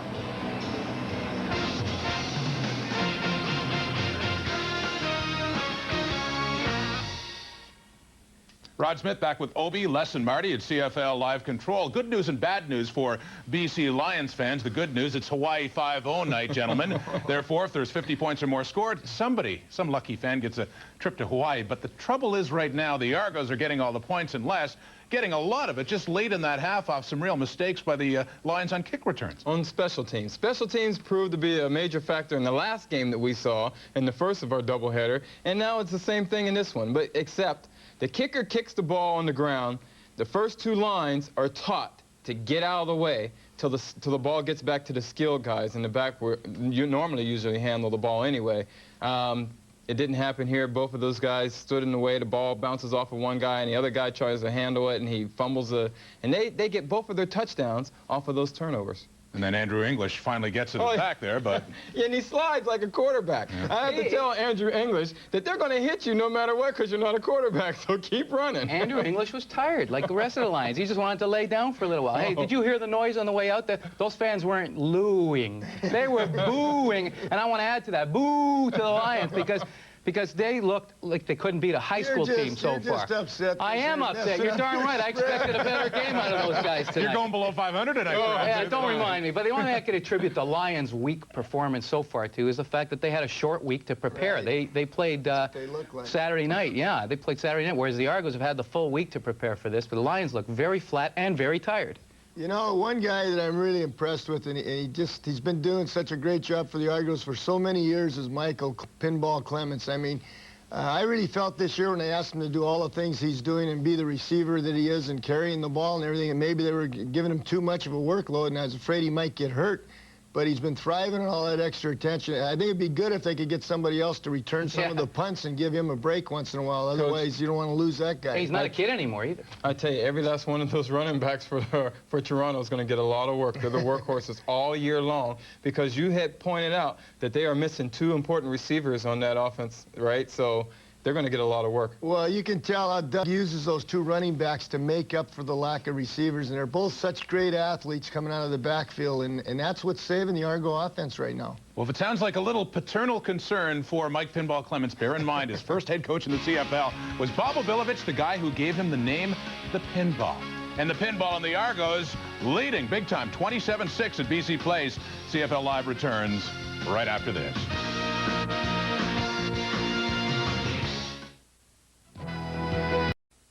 Tony Antunovic used to play in the CFL. Now he and his friends are playing in the game of their lives. They need bone marrow, and you can help. Give to the Bruce Denniston Bone Marrow Society.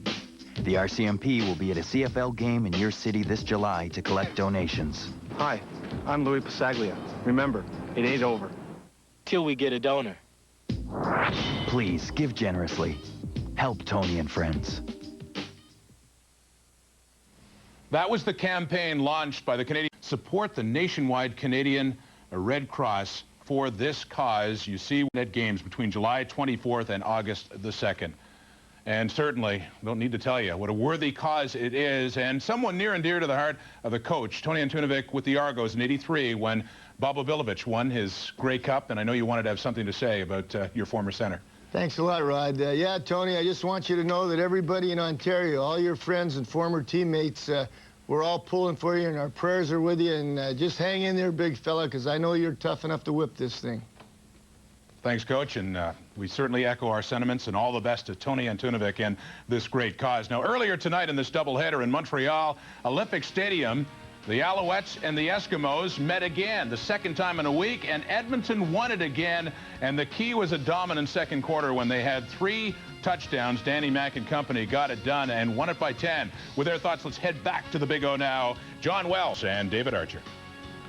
Montreal Alouettes started with 3 straight victories, but Dave Archer, when you look at it, too many errors 2 weeks in a row, and all of a sudden the Owls are 3-2. A lot of mental mistakes on special teams, on defense, and, you know, Dave Ritchie's got to be pulling his hair out because his teams normally respond when he challenges them, and they didn't respond this week. When you looked at the numbers from this one, the Alouettes came back and made a pretty good game of it. 494 net yards. Tracy Ham has a pretty nice night with 364 passing. But in the end, some big plays for the Edmonton Eskimos really turned things around for Edmonton. We take you back to Sean Fleming in a fake punt here. This is a big play, 3rd and 24. A lot of trust here because this is just something he called himself because Hardy was uncovered. Threw the ball out there for a 27-yard gain. Throwing on 3rd and 24 to a rookie in the Canadian Football League. That set up this. Another blown assignment. That's 2 blown assignments in a row we've seen here. That was Blunt to Flutie for the touchdown. Then on this 3rd down punting situation again, Sean Fleming is the hero, jumping on a loose ball in front of Chris Wright. Tremendous hustle. And Chris Wright just, again, another blown assignment. Dave Ritchie's got to be, I don't know what he's thinking right now. And here's Willie Pless's touchdown. And unfortunately, Harold Nash is the victim again. He didn't cover Pless coming out of the backfield. Second touchdown of the ball game for Darren Flutie coming up late in the game, and this really iced it for the Edmonton Eskimos. Well, Darren Flutie beats Harold Nash inside, and the great protection up front allowed Danny to hold on the ball and make a good throw. If that wasn't enough, the interception by Malcolm Frank really took the ball out of Tracy Ham's hands. Tracy wasn't on target a lot the whole night tonight, and this was one that he overthrew, and Malcolm Frank is in the right place at the right time. I guess the question is, where do the Montreal Alouettes go from here? They've had 2 weeks of too many mistakes, and now they have the Argonauts in Toronto next Thursday. Well, I think they can get right back into it because Toronto comes in, let's say they win tonight. 1 win puts them right back in the hunt again. So I don't think there's any panicking, but I think there's certainly some positions on that team that need to be a little worried because there was some blown assignments tonight, and Dave Ritchie's the kind of coach that will address that in a hurry. Well, the Eskimos win 2 in a row from the Montreal Alouettes at Olympic Stadium this night. It was a 10-point margin of victory. All right, thank you, guys. And think about it for the Eskimos. -1 brutal half against BC a few weeks ago. Maybe the best team in the league right now and would have been 5-0. As for the Alouettes, as John and David alluded to, this just doesn't seem to be the same team that started off so strongly in the first 3 games, Les. Well, now they really have to worry. Like they were just pointing out, they're going to Toronto to face the Argos, and a team that has been struggling of late. And Montreal hasn't beat Toronto lately, so they could be easily 3-3. What really upset me in this game with Montreal is probably the way they were game plan, the whole thing, not pressuring Danny McManus. Defensively, the coverages that were blown, and I played with Dave Ritchie before, and I know that he covers every last one of these things, not letting anybody be uncovered and having someone being in the right place at the right time. It's just up to the players to get there and make that happen. Well, I think you got to give a lot of credit to Edmonton, too, Les. Myself, at the beginning of the season, on our preview of the CFL, I didn't think the Edmonton Eskimos would be as strong as they've shown thus far early in the season because of the changes they had, and now they got Malcolm Frank back. They're looking a lot better right now, and they did a lot of positive things, whereas on the other hand, Montreal had one of those games where they're probably going to want to forget about it and try and get cranked up for the Argos. 2 of those games.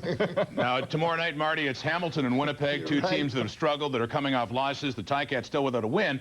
Frustrations last week after their games, after their losses, starting to show in both dressing rooms. Yeah, stress and the strain. As a matter of fact, after the game that Winnipeg played last week, 2 of the defensive players, Shanti Peoples and Brandon Hamilton, got into one of these tussles in the bar room after the game, and Peoples, from what I understand, knocked Hamilton out cold, knocked 2 teeth out as well. So they're not on good terms these days, I suppose. And then in Hamilton, right after their loss to the Argos, Kendrick Nora, the backup quarterback, got hot at Dean Noel, a backup running back, and what he did was he took his helmet and he started hitting Noel on the head. Don't do it. Now, I have never done that to Les. I wouldn't try it. I wouldn't even try it. We'd be throwing blows in here. But that's what happened. Hurt that helmet.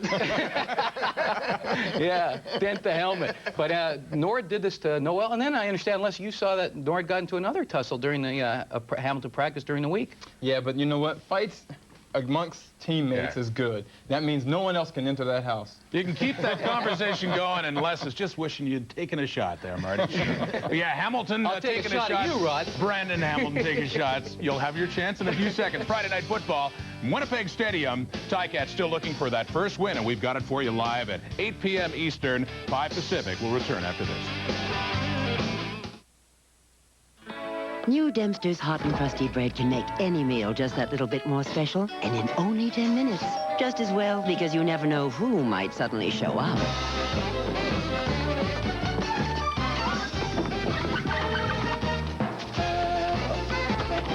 Martha, do come in. New Dempster's hot and crusty bread. From your freezer to Martha's plate in just 10 minutes. Look for Dempster's hot and crusty bread in your grocer's freezer. Give me a break, make it clean, make it cold. Give me a McCain iced tea break. Take a refreshing break from summertime heat with frozen concentrated iced tea from McCain. McCain iced tea, caffeine-free, no powdery taste. A refreshing thirst-quenching beverage made with the essence of unique tea blends. Give me a break, make it clean, make it cold. McCain iced tea, no caffeine, no powdery taste. Great tasting refreshment down to a tea. It's been close throughout much of this game at BC Place, but the Argos, after some line mistakes, really pulling ahead. And Flutie has got that offense in here, leading 27-6. Let's head back there to BC Place now in Gordon Glen. All right, Rod, well, here at BC Place, the numbers tell an interesting story in the first half. The most important number, that the Toronto Argonauts scored 23 points in the second quarter. And here are the Dodge Trucks numbers from the half. 5 first downs to the BC Lions, 264 net yards for Toronto to 99 for BC. Those 2 turnovers by the Lions, both on kickoff returns, both led to touchdowns. But, Glenn, most interesting coming into this game, Doug Flutie had completed half of his passes this year to 2 guys, Robert Drummond and Mike Clemens. Tonight, he's completed 12 of his 17 passes to those 2 guys. Yeah, and Robert Drummond's been the go-to guy on offense. Mike Clemens has been the instant field position on special teams. And really, Doug Flutie's played in half the field. And you see the numbers for both Clemens and Robert Drummond. 7 catches, 55 yards, and a touchdown for Clemens. 5 for 82 and a touchdown for Robert Drummond. So the second half to come, the BC Lions at 3-1, trying to keep pace with the Edmonton Eskimos. We'll see how they do in the second half. But right now, we'll send you back to a TSN for this Sports Desk update.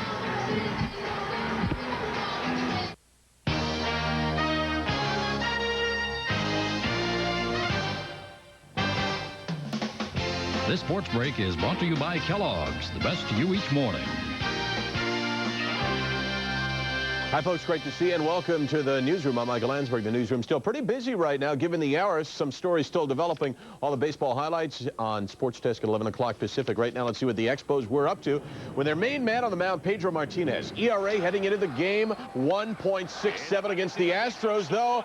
I'm thinking Carr had set it on his back. Chucky Carr, you got to be kidding. Chucky Carr's first home run of the year against maybe the best pitcher in the National League. 5-2 for the Astros. Expos tied in the 7th. Carr again. This time at least he doesn't go to the yard. It's a base hit to right field that scores a run. 6-5 for the Astros. And yes, it is 10-5 Houston over Montreal. Once again, on the next show, all the highlights, including the Jays and their victory over the Brewers. Sports Desk, 11 Pacific. Everyone has their favorite side of a Kellogg's mini wheat.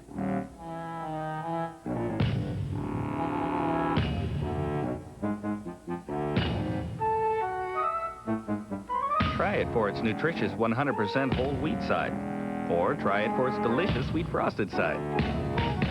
Kellogg's mini wheats. Which side are you on?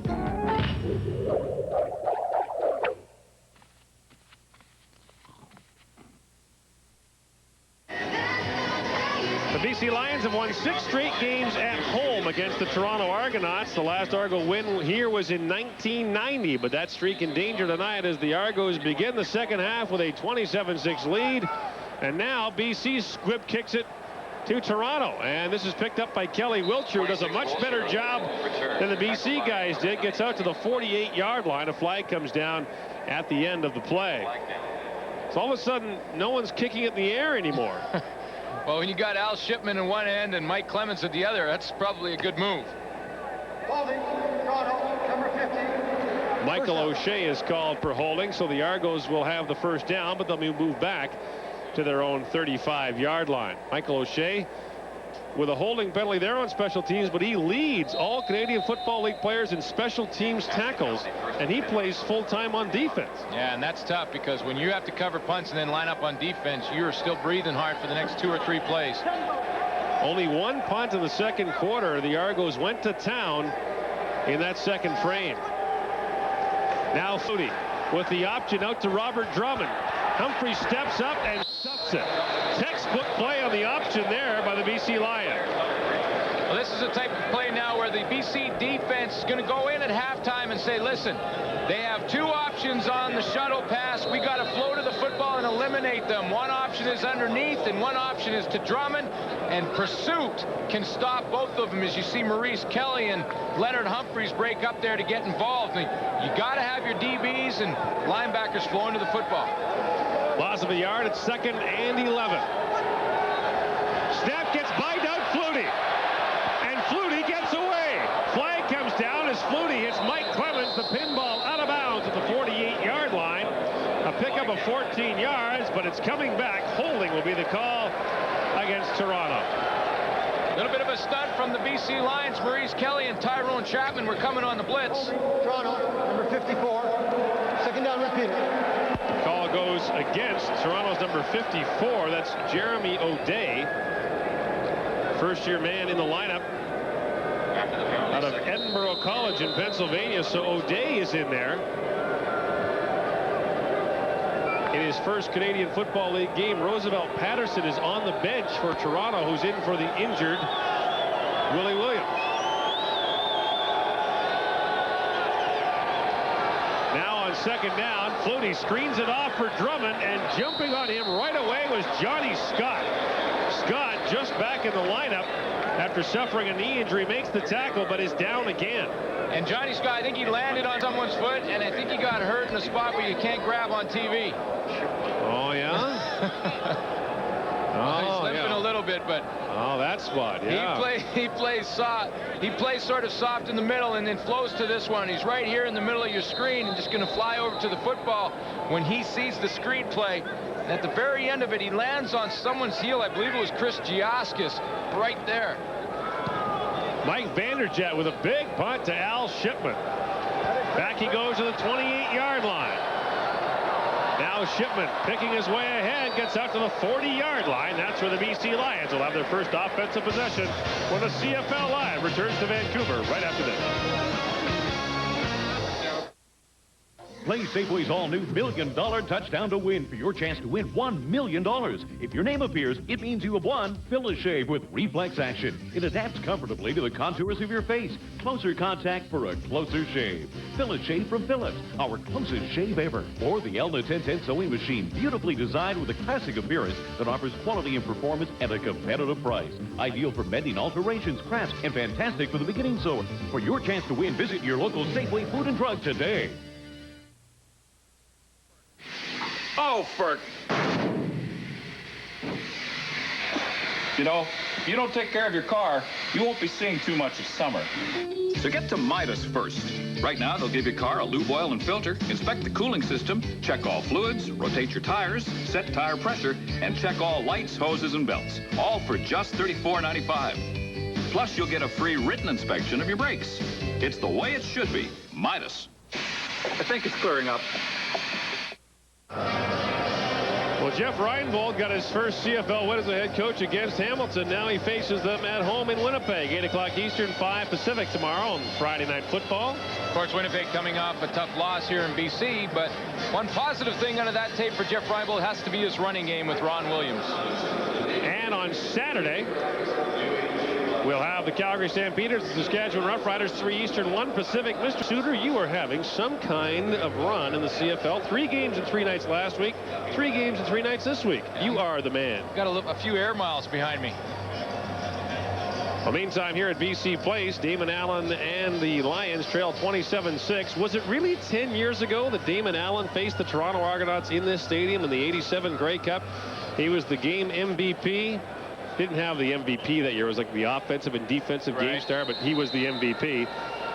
Coming on in relief of Matt Dunnigan in a classic Grey Cup matchup. Bob Obilovich still insists wrongly that Toronto should have won that game. Wrongly? Yep. First down, Allen throws it underneath for Larry Thompson's got the catch and slides down to the 48-yard line. He'd be a couple of yards short of a BC first down after a gain of 8.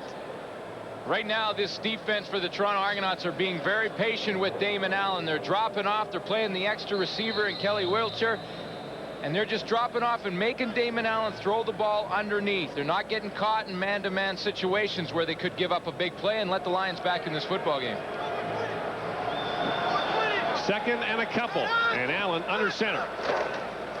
Gives it off to Corey Philpott. And Philpott, who needs the 50 for the first down, will not get there. Rob Waldrop and Mike O'Shea stacked him up. They'll mark him down just shy of the 49-yard line. And now what do you do? I think you got a kick, and yes, after a deliberation, Adam Rita sends the punting unit on the field. And I think Damon Allen would have maybe liked to have kept this ball. Here's O'Shea right here. He's going to make the tackle on Philpott and knife through there. But look what happens if Damon Allen keeps that football. And he has the green light to pull it out of there. He keeps that. He's still running. Lou Pasaglia now to punt. Booms another one. This is the pinball at the 15-yard line. Straight ahead he goes, and the pinball, bad ankle and all, hopscotches his way up to the 27-yard line. That's where the Argos will start when we come back on the CFL Live.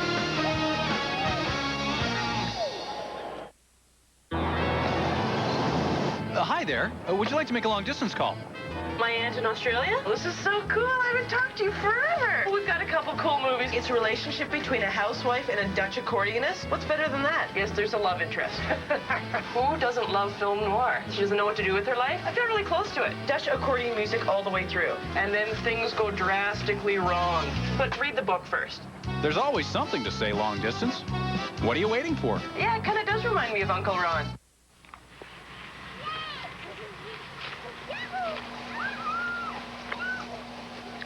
You remember Jay. He still doesn't say very much, especially when he's enjoying his McCain Super Fries. And he doesn't seem to care that they've only got 5% fat because they still taste great. McCain Super Fries, deep-fried flavor and crispness with only 5% fat. For the strong, silent type.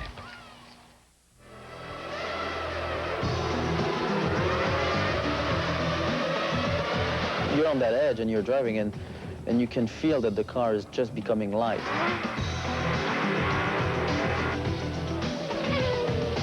Which means if you went 1 kilometer quicker, you'd probably lose it.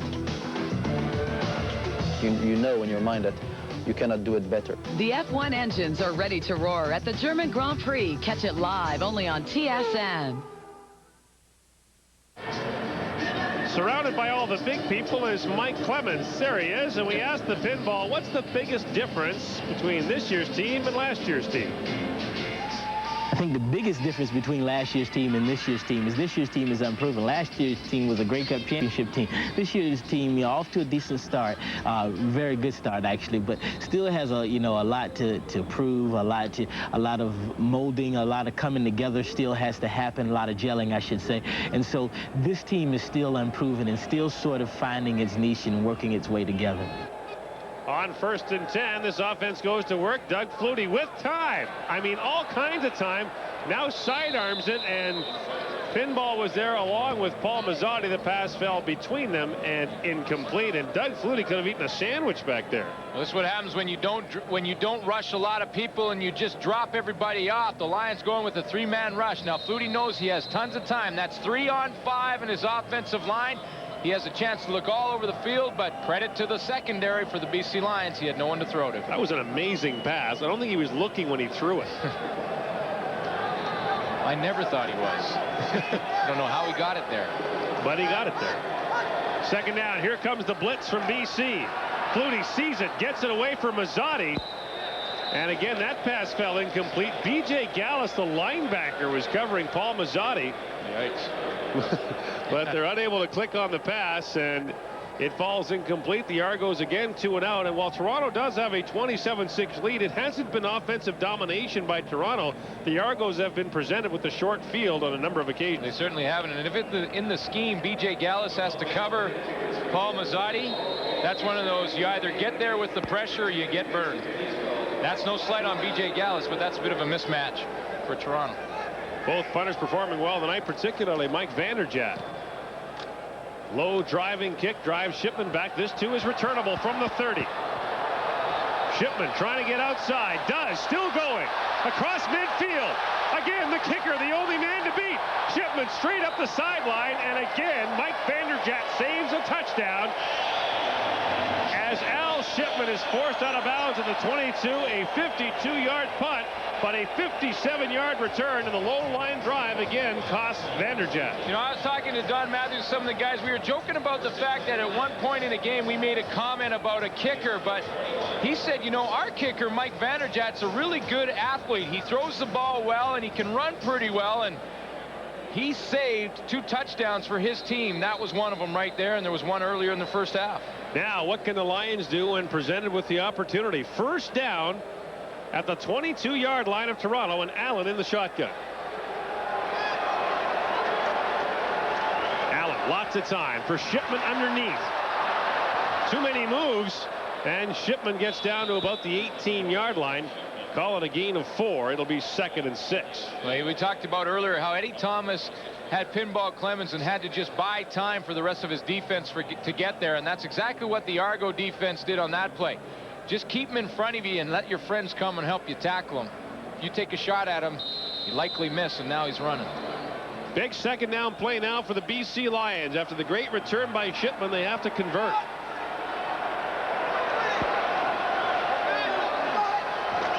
Allen, quick drop, has a man. Alfred Jackson has the catch. Down to the 3-yard line. His first catch of the game is a huge one. Sets up 1st and goal. You know why this is a great catch by Alfred Jackson? Because he knew Lester Smith was coming from the safety position to put a huge hit on him. There's 36 Lester Smith right there. Now he's going to read it, break on the football, and he knows, Alfred Jackson knows he's going to get hit. He keeps concentration, hangs on, picks up the 1st down for the Lions. What a catch by Alfred Jackson, who last week had 266 yards receiving on 6 catches and 2 touchdowns. Now the Lions have it 1st and goal from the 3.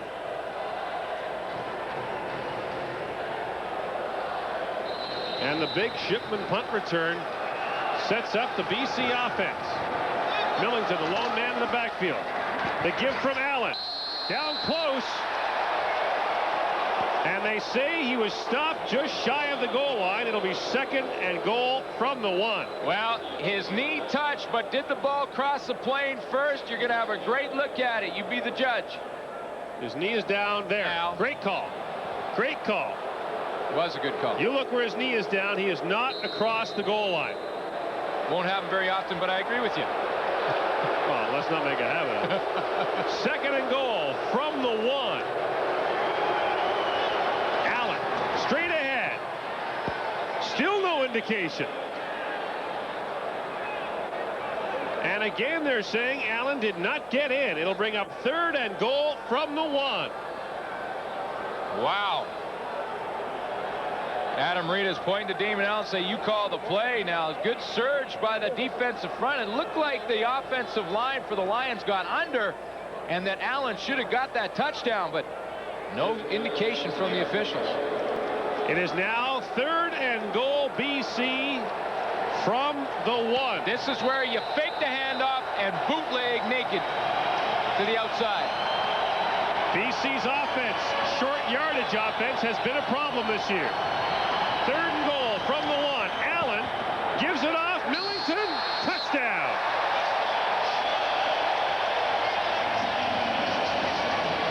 Finally, Sean Millington, and that is his first touchdown of the year.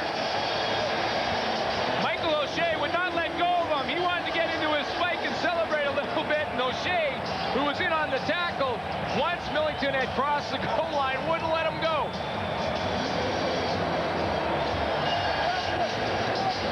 While the Toronto defense stood firm for a couple of plays, but finally Sean Millington gets it in. And now Lou Pasaglia for the point after. Pasaglia puts it through, and finally this poor guy gets to climb. He had the whole first half to rest. And you know what? Look at the times. This is a slow quarter. He's halfway up now. Wow. His best time was 12:34. Oh my. But he hasn't stretched out yet. I mean, he's stiff. Oh, he kissed the pole on the way down too. Happy to finally climb as the Lions are trying to climb back in the game. Play Safeway's $1 million touchdown to win. If your name appears, you've won a fabulous trip for 2 to Puerto Vallarta, staying for 7 nights at the beautiful Villas Vallarta Hotel, courtesy of World of Vacations, Canada's #1 tour operator to the sun. $1 million touchdown to win at Safeway Food and Drug. Play Safeway's all-new $1 million touchdown to win. Participating products include Minute Maid Juices, Nescafe Instant Coffee, Kellogg's Mini Wheats. Don't forget to look for this month's coupon book. Safeway Food and Drug, today's better way.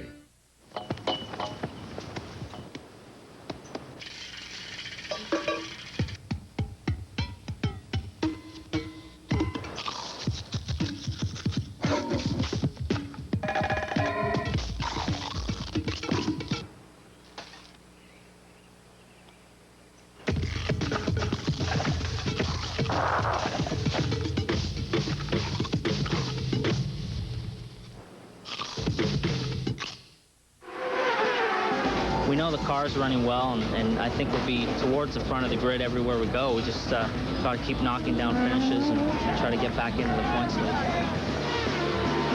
The series is so competitive now. I mean, Mercedes, Firestone, Goodyear, Honda, Ford, everyone's really close. And, so you're seeing the drivers take a few more chances now because, you can't pass.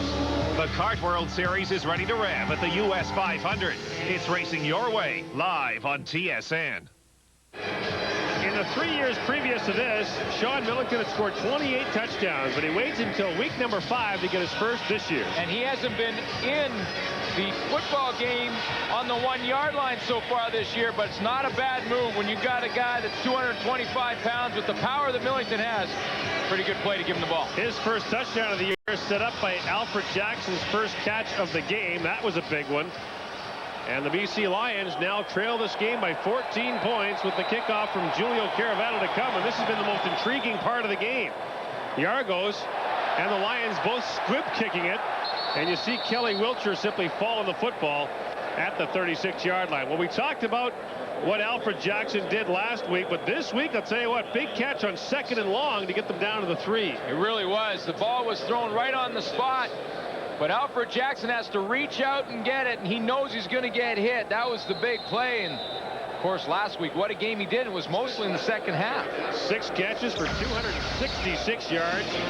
He averaged 46 yards per reception, scored 2 touchdowns, and accounted for 75% of BC's total offense in the game. It was a remarkable performance. Now Doug Flutie on 1st down, scrambling for his life. And finally they got him. Joe Fleming hammers Flutie at the sideline. It's not a sack, but it's a hit. And Fleming, who, as we mentioned, grew up in Boston, been waiting a long time to put the stick on Flutie. Brooks Finley went down on a bit of a stunt and lost containment on Doug Flutie, but what speed by Joe Fleming, because Flutie, who can run well, obviously was in a dead tear to the outside, and Joe Fleming is he's not a little guy. I mean, he chased him down. That's a 300-pound guy running down Doug Flutie. No gain. It's 2nd and 10. Here comes Flutie. Up and firing. He has his man, Darryl Mitchell, 1st down up to the 50-yard line. Darryl Mitchell with a pickup of 14 yards. And Darryl Mitchell with his 3rd catch of the game. This is a guy who scored 3 touchdowns in the preseason against Montreal and has 3 touchdown catches already this year. He spent a little time in New Orleans, a little time in Scotland in the World League. Oh, the Claymore. Yeah, has great speed. Aye, he was a Claymore. Claymore has good speed and pretty good hands. Toronto happy to have him. 1st down, Argos from the 50-yard line. Back to the ground. Robert Drummond across midfield. And look at Drummond bull his way down to the BC 51-yard line for a gain of 9. Robert Drummond was 5th in the league in rushing last year on a primarily passing team, and his 11 rushing touchdowns last year led the league. Yeah, and also in the 96 season, he was the #1 running back in average, so over 11 yards per carry. Tough to tackle him. He's all legs. 2nd and short. Flutie gives it off to Drummond, stacked up. And he'll be short of the 1st down. He needed the 49-yard line. He's stuffed up at the 50, and now they get nasty down there. Tyrone Chapman's in there. Mike Saunders and Damian Lyons, I believe, were face mask to face mask and grabbing each other. Here comes the replay. Good surge by the defensive front 4, and Drummond has nowhere to go, and this time can't break 4 Lions tacklers. Team meeting on 29, and then the fight began. 3rd and a yard from the 51. They need to get across the 50. Flutie gives it off to Drummond. Up over, he's got it as he gets down to about the 48-yard line. Well, a lot of people will say now, why would Doug Flutie turn around and hand the ball off 3 or 4 yards deep in the backfield? But this is why, and this is what gives the option for a guy like Drummond to go up over the top, because he knows the defensive line in short yardage is going to try and submarine themselves and get low. When they do that, it's going to allow him to jump over. The Argos have the fewest rushing attempts in the league coming into this game, but they have the best average, 7 yards per carry. On 1st down, play action. Flutie underneath for Mike Saunders. And Saunders fights his way down, loses the ball, but gets it right back at the 41-yard line. It's a gain of 7 yards. A lot of misdirection from Doug Flutie to keep this drive going. This is the 2nd play in a row where he's rolled hard one way and then thrown back against the grain. Little play action fake. Now he rolls. Now the defense all flows that way. You see Chapman, and there's B.J. Gallis flowing out there, and then he just dumps it backwards to Mike Saunders, who recovers his own fumble. 2nd and 3.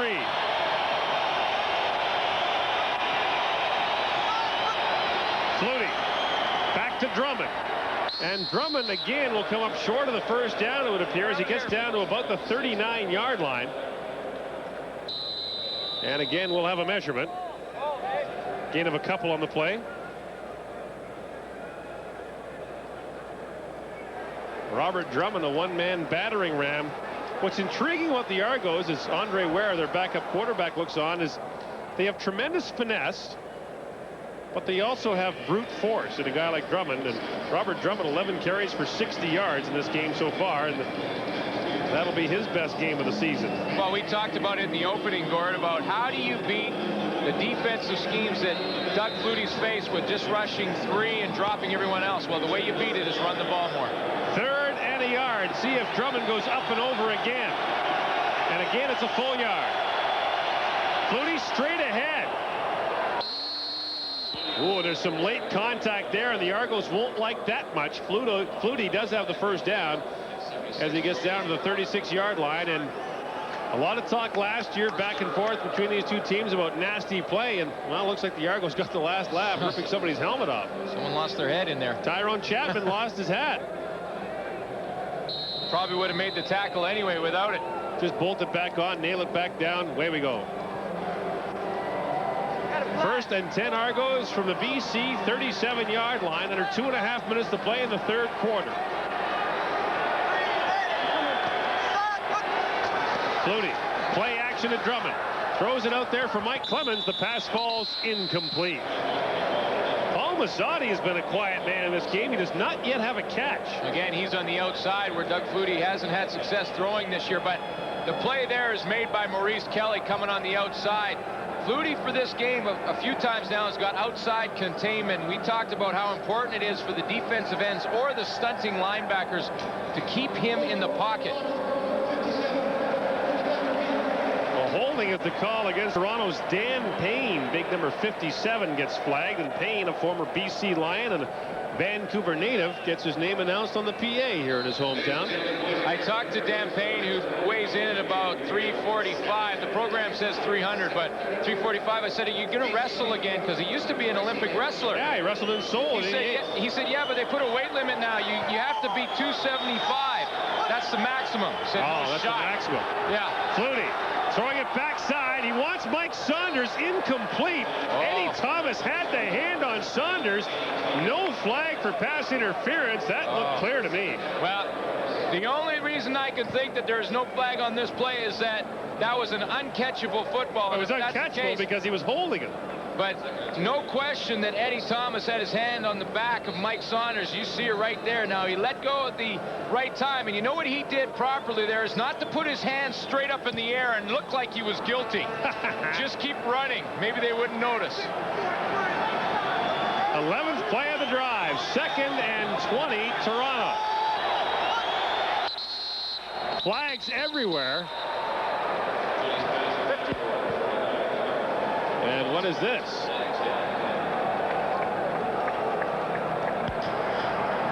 Legal procedure. Toronto, number 59, 2nd down repeated. That's Pierre Virtual.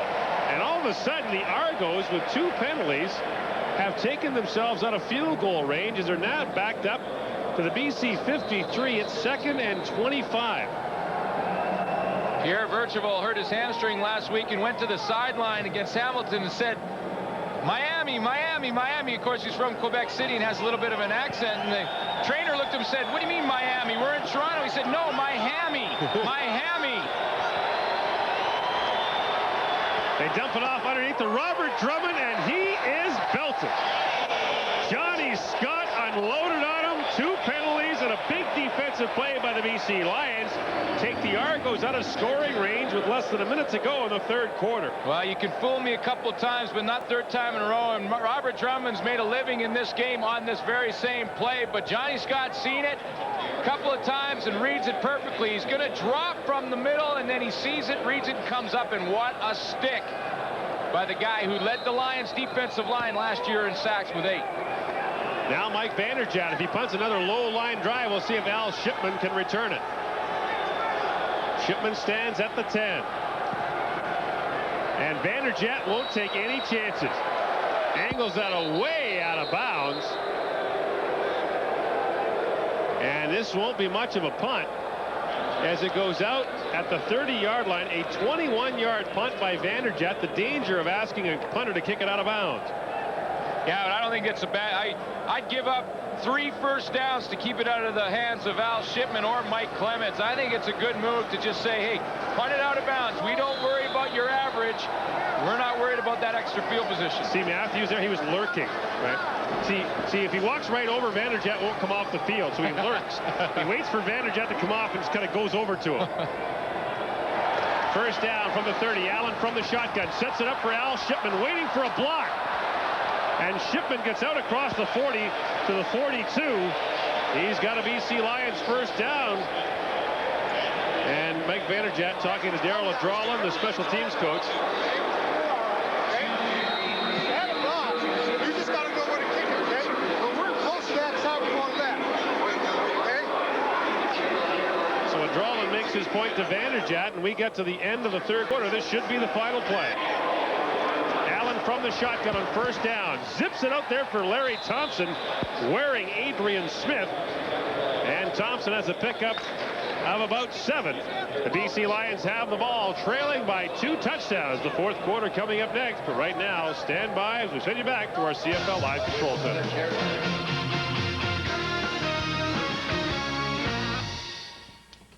And welcome back. CFL Live after 3 quarters. Hello there.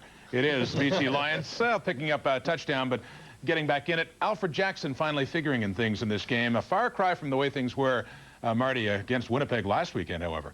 Well, I don't want to give too much credit to people, but you have to credit the Argo defense for this, because last week, Alfred Jackson catches 6 passes for 266 yards and 2 touchdowns. He has 1 catch today, so they must be doing something right to shut him down. Well, I think that one thing that is not given enough credit to the Argonaut football team is their defense. And their defense this year is much improved over last year, particularly at this time of the season. And they're playing very well tonight against a lot of good football players on the offensive team of BC. And they're doing a great job for the Argos. But not only are they shutting down Alfred Jackson, but they're shutting down Damon Allen as well. Exactly. They're making him look at 2 or 3 different receivers, and he's not finding anybody. We were impressed with this Argo defense right from the beginning of the season, though, so it's not really no big surprise that they're shutting down these teams. It's just that they keep pounding on game after game. And statistically at or near the top of defensive categories in the CFL. Sorry, you were saying, Obi? Well, another point I was going to make is that the short week, I think, has really had a bearing on what kind of an offensive game plan BC's had, because they don't seem to have anything going as far as getting into some kind of a rhythm and trying to get the ball to someone in particular. Well, you knew it wasn't going to be BC's night when Louis Pasaglia, of all people, couldn't find the stadium tonight. I don't understand that one. He's been there for, what, 24 years? He's been there longer than you've been coaching, Bob. Well, he's been longer than that because he was raised in BC. That's right. It doesn't make any sense. I suppose year after year, if you keep going back to BC Place, eventually you might just get lost. The Lions need a couple more touchdowns to get back into this one. Head back to BC Place now. We won't get lost. We know where Gordon Glenn are, guys. Yeah, I know where I am. I've been here so much this year, I think I'm going to get an apartment.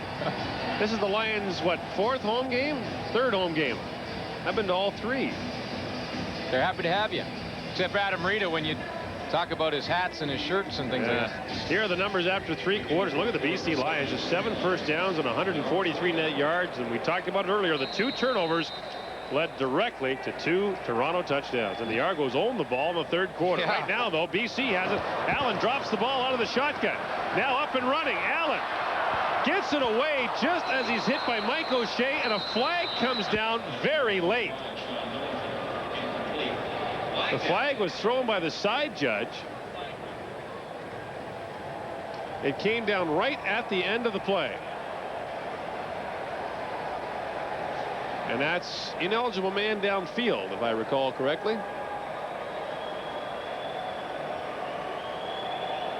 Which is why the side judge would have thrown it. Now that play came out 2nd and 4. Legally thrown forward pass. BC number 9 declined. He was over the line of scrimmage when he threw the football. I got to get my signals right again. I certainly wasn't helping you out, because the only one I knew was pass interference when it came to signals. Drops the ball. They've had some trouble with Mike Whitcomb, new center up front. Then he just across the line of scrimmage when he tries to throw this one. Well, now Pasaglia forced to punt on 3rd and 4, and Mike Clemens back there with Mike Saunders to receive.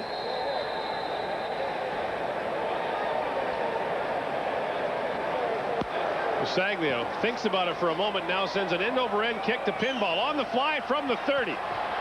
Good job by Pinball to catch it. He dives across the 35 to the 37, a 31-yard punt, and a return of 6 where the Argos will go to work. Well, here's how they've done tonight, the two quarterbacks, and both having workmanlike evenings. Neither guy has thrown an interception. Flutie has thrown 2 touchdown passes. Allen has none.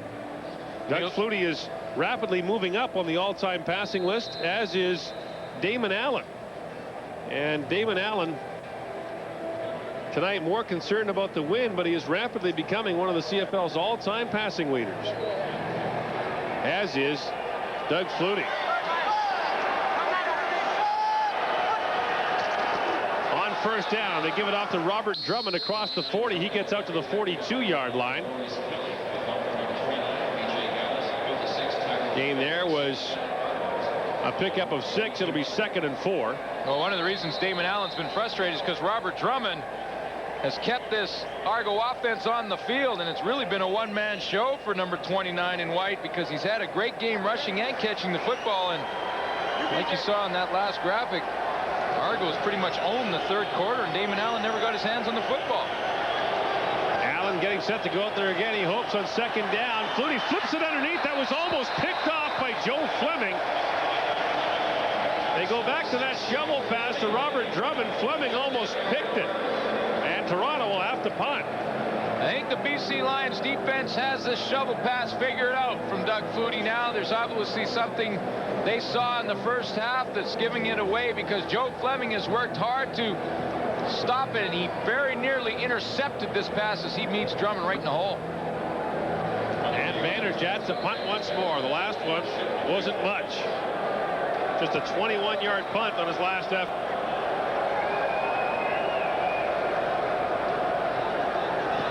Vanderjagt drills a great one over the head of Al Shipman, who touched it and now has to field it down at the 2. Shipman, can he get away? Finally forced out of bounds by Noah Cantor as he goes out of bounds at the 15-yard line. BC down by 14, 13:06 to play in the 4th quarter. Play Safeway's all-new $1 million touchdown to win for your chance to win $1 million. If your name appears, it means you have won the Motorola DPC 650 cellular phone. With its discreet, slim styling, it's as convenient to carry as it is to use. Motorola, the best-selling, most preferred cellular phones in the world. Or a cordless power drill from Hitachi Power Tools, designed to surpass even the toughest performance standards. Commitment to quality craftsmanship goes into everything we build. Hitachi Power Tools, precision-built power. For your chance to win, visit your local Safeway Food and Drug today.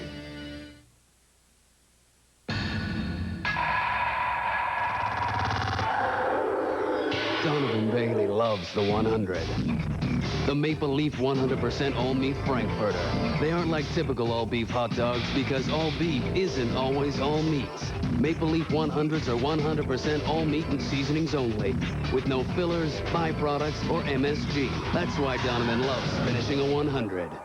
Maple Leaf 100s, because all beef isn't always all meat. Well, Jerry, I don't know about you. Looking for something different? I can remember in the past. Want to get involved? Feel the rush. Get in the game. The CFL is back, more radical than ever. The action never stops. It's hard-hitting, high-scoring football. Where are the attitudes? Feel the rush. Get in the game. And he's taken down. Talked earlier about Damon Allen and Doug Flutie moving up on the all-time list. In fact, Damon Allen has moved up a place tonight. Now into 6th ahead of Dieter Brock on the all-time list for passing yards. Doug Flutie stands 4th after passing Kent Austin earlier this season. Flutie will likely pass Tom Clemens late this year. That'll leave only Matt Dunnigan and Ron Lancaster ahead of him. But Damon Allen moves past Ralph/Dieter Brock. On first down, Allen completes it to Al Shipman. And Shipman, with a flag coming down, loses the football. And it's picked up by the Argos. Lester Smith grabbed it on the way out of bounds. So it may be Toronto ball pending the flag. Well, I think the call is going to be on Johnny Harris for face masking Al Shipman. It is. So obviously the Lions would take the penalty, not the play. Ken Lasrick talking to Heinz Brademan down there, the guy in the glasses. He used to referee my games in high school. Recognize a little wee guy. Oh, I got to ask him about some stories. Yeah, Woody. Yeah. Now Lazaruk talking it over down there. So a big play for the Toronto Argonauts. The fumble and the recovery negated. Face mask, Toronto, number 7. First down BC. Oh, Johnny Harris is hot. Doesn't like the call. Johnny Harris is the first Argo tackler on the scene to come up on Al Shipman. He's number 7. He's going to break to the outside, and his right hand is going to grab. You see across front of the face mask, and I don't know if he got his face mask or not. By the way that Al Shipman's head turned, it looked like he did, but I don't know. Lions keep the ball first down at the 37-yard line. Allen remains in the shotgun. Flags all over the place. That's got to be holding. And Allen gets up to the 43-yard line. Demetrius Maxey had 3 guys piled on top of him. One of them's got to be called for holding.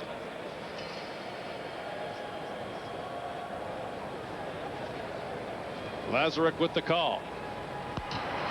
Holding, DC, number 53. First down repeated. They call Mike Withacombe the center. Yeah, it could have been either Jamie Terrace or Mike Withacombe. They were both working together on Demetrius Maxey and basically threw him on the ground. No question. Well, you can't do that. No. No, that's against the rules. Hey, ref, you can't do that. First and 20 now for the BC Lions. 12 minutes to play here in the 4th quarter. Toronto leading by 14. Allen fakes the handoff to Philpott. Sidearms it there for Millington. Millington's got the first 10 back. It'll bring up 2nd and 10.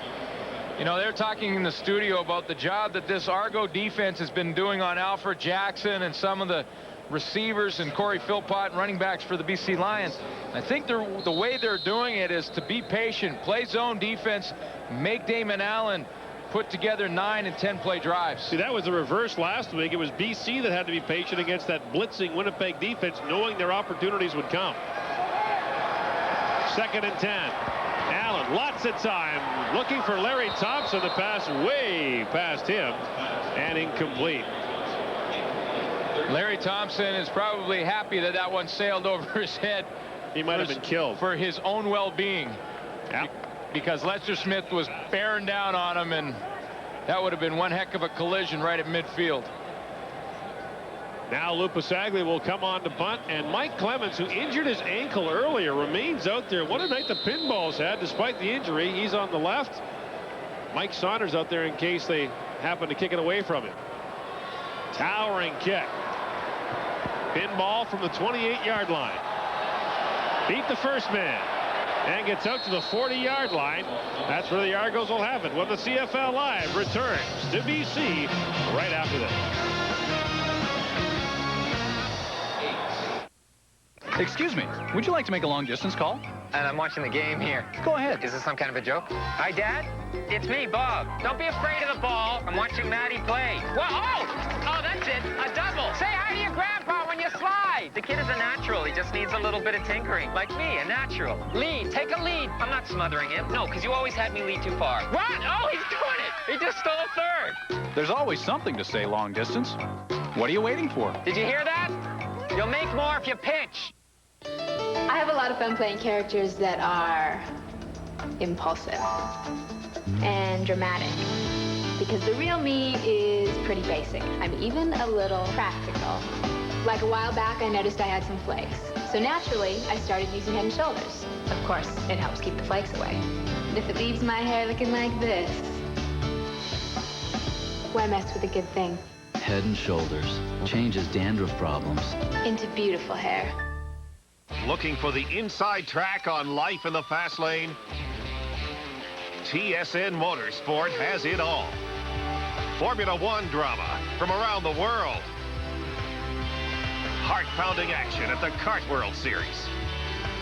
And fender-banging finishes from the NASCAR circuit. TSN Motorsport, your season pit pass for Canada's highest octane racing package. Gear up for it. Back at the stadium at BC Place, Don Matthews patrolling the sideline series. He did for so many years with the Lions, bringing them a Grey Cup championship in 1985. The Grey Cup game played in Montreal that year. His Lions taking on the Hamilton Ticats of the aforementioned Dieter Brock. And here's a question for you, Mr. BC guy, Glenn Suter. Okay. Who turned in the big play of that game for BC? Ned Armour. No. Lou Pasaglia, the fake punt. Don't you remember just before the half? Yeah, how could I forget? Oh, he'll remind me on that one now. Oh, when he watches this tape over again. Illegal block call against the Argos drives them back down to their 18-yard line. Flutie up and throwing. Daryl Mitchell got whacked.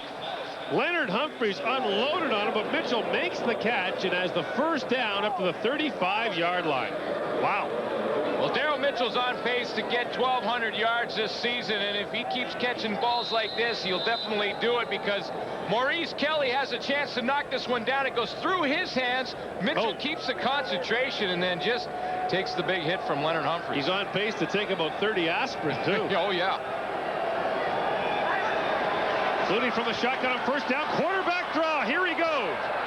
And Flutie out to the 48-yard line before the safety, Greg Frere's got him.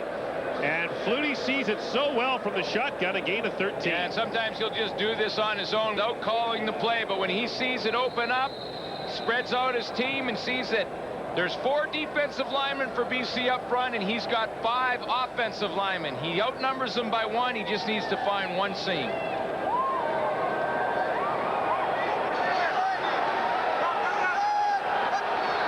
Flutie fakes to Drummond, now goes back to him, and Drummond left the football behind as he had Eddie Thomas all over him. Well, you bring up second down. Yeah, sorry, Gordon, but Robert Drummond didn't catch the football there, but see the power that he had there? I mean, Eddie Thomas came up and hit him hard. He didn't even flinch. That's tough on a DB. You know, you come up and you give him your best. He just kind of stands there and looks and he said, what's up with that? Eddie Thomas didn't play last year. Drove a truck. Yep. Got let go and couldn't catch on somewhere. It was too late in the year, so he went and drove a truck. He says, man, I wanted to get playing again. Yeah. That's no fun doing that. Second down. Flutie waits. Throws it out there wide open. Daryl Mitchell. He's got a first down to the 49-yard line. Flutie running for his life. All of a sudden saw Daryl Mitchell and got him a gain of 12. The BC Lions went with the 3-man pass rush again. Now, Flutie's had problems, but the reason he got to throw this ball to the outside was because he stepped up. Mitchell is right here. He's going to sit out here on the sideline. Now, the reason this play works is because Flutie's going to step up in the pocket and deliver the ball. You see Mitchell just hanging there by the 50. But in the past 2 weeks, Flutie's been standing in the pocket and couldn't see him. Now they go on first down as they dive into the middle, and that's again Robert Drummond, who gets down to about the 45-yard line. 8.5 minutes to play here in the fourth quarter. The Argos putting together a long drive. Just what BC didn't want to see. Well, they've had the time of possession edge throughout this football game, and it wears on that defense. Adam Rita knows the longer those guys are out there, the more tired they're going to get, and that's when they give up the big play.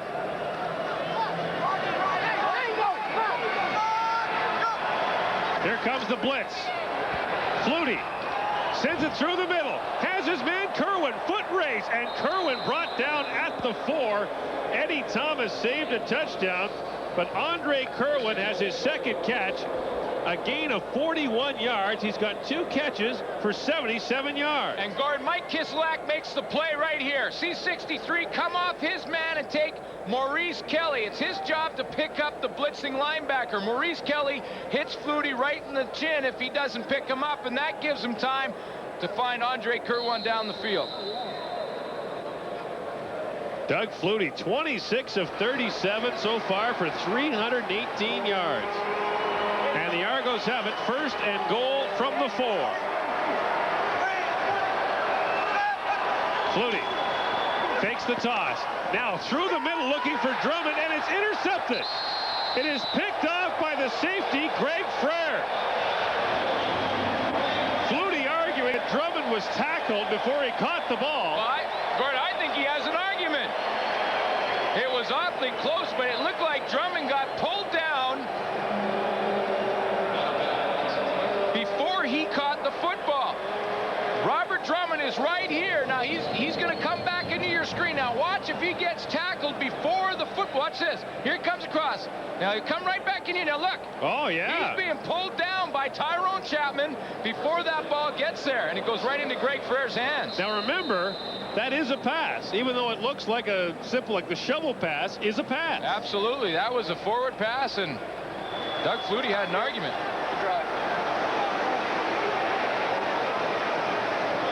Lions from the 2.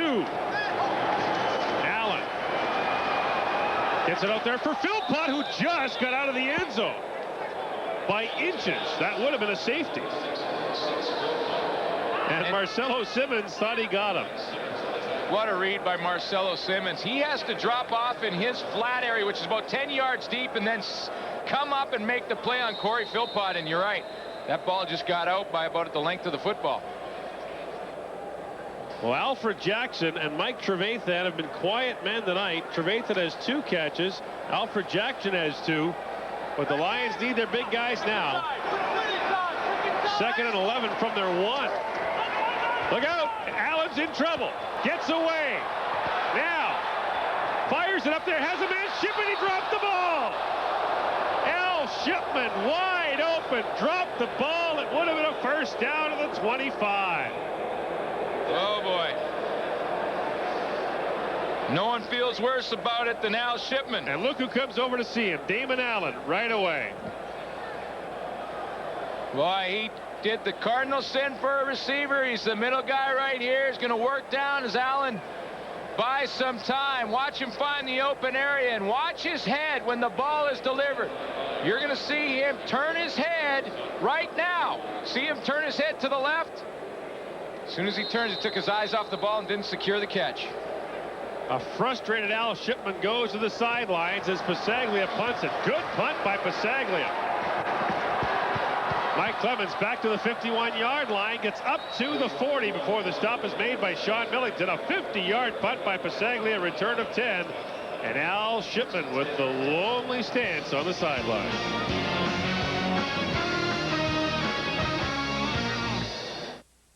Well, now, are you sure there's any fish in here at all? Because we haven't latched into one today yet. Tired of sitting on the sidelines? Want to be part of the game? Be offensive. Be radical. The CFL is back and more radical than ever. The action never stops. It's hard-hitting, high-scoring football. Get in the game. Wear the attitude. Come on, go, go, go. Woo! Be offensive. Be radical. CFL football. Get in the game. You have any more popcorn?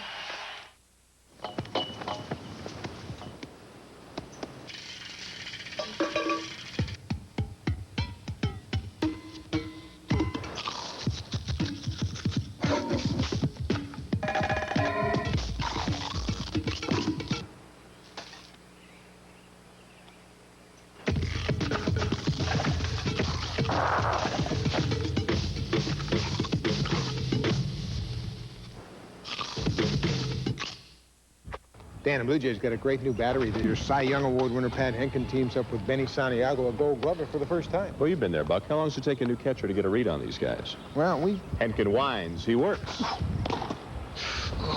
We pretty much got it now. You know, it's going to be a good year. Want to get some ice on that thing? Man, I still got the good hand.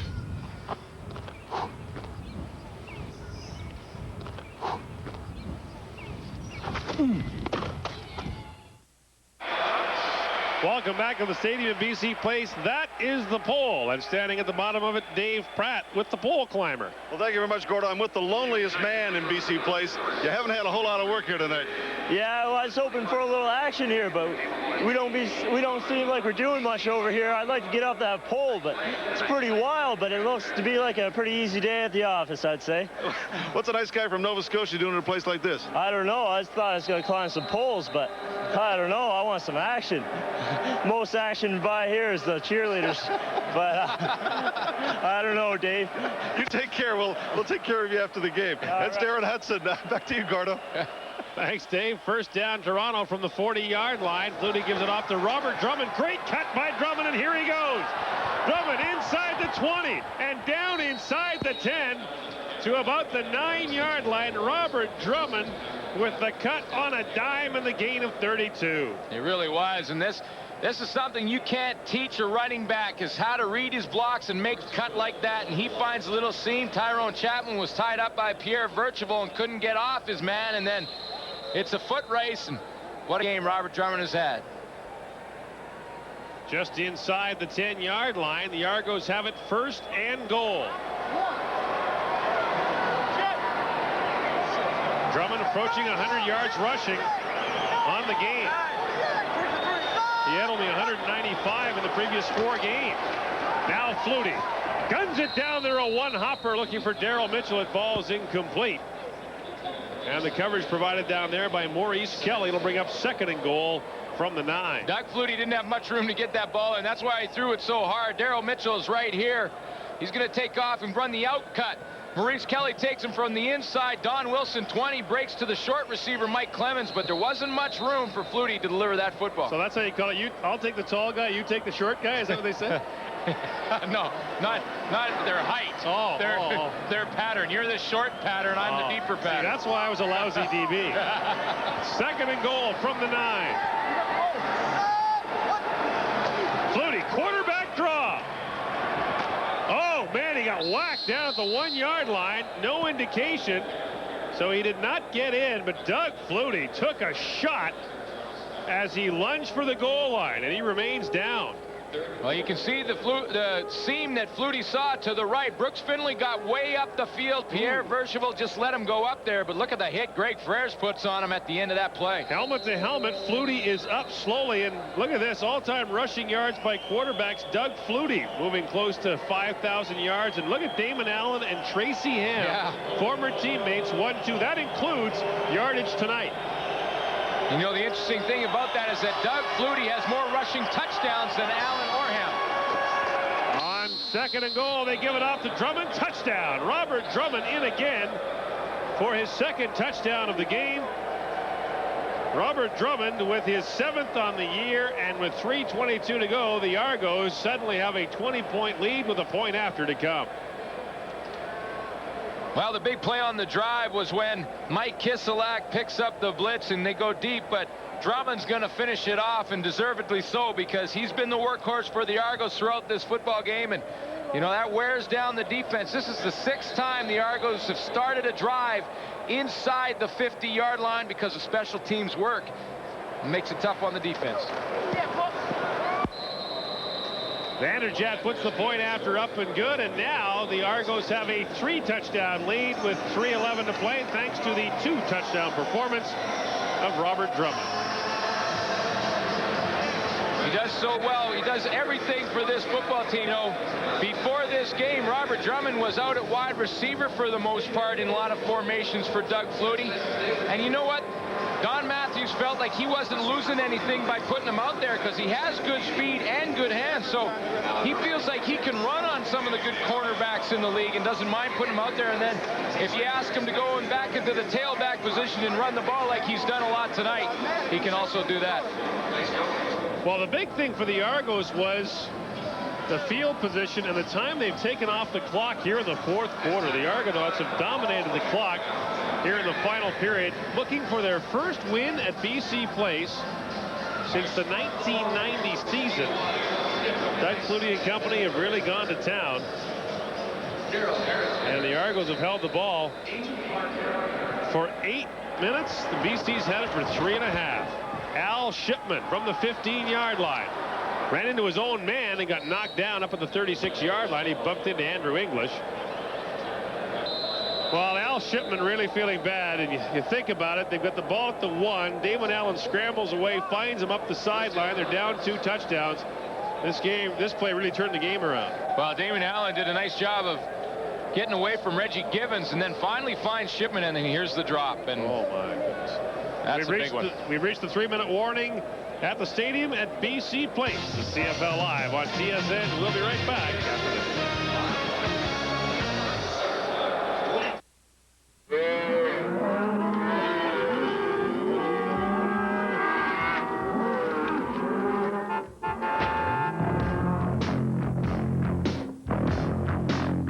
the Dodge Ram.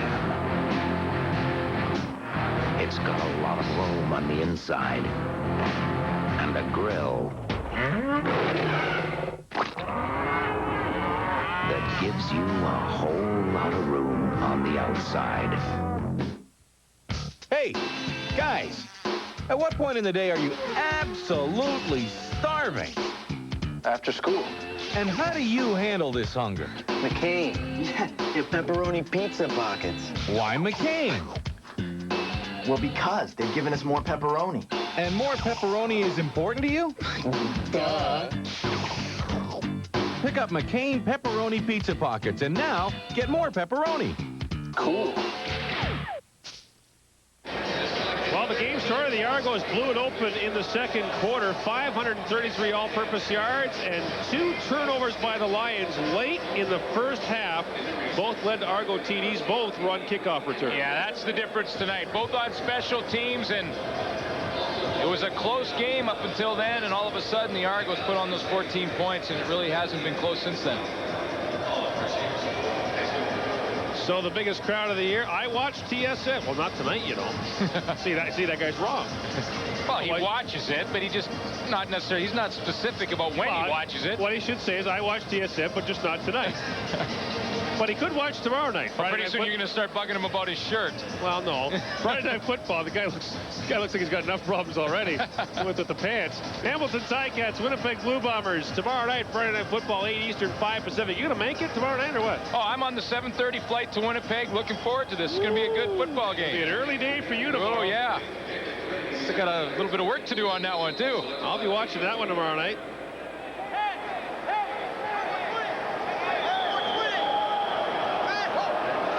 First down, Allen has Millington wide open, and Millington dragged down on a good open field tackle by Antonius Bonner. And Bonner limits the gain to just 4 yards. You know, we should give credit to this Toronto defense that's just played a great game tonight, has been very patient. It's number 1 coming into the game against the pass.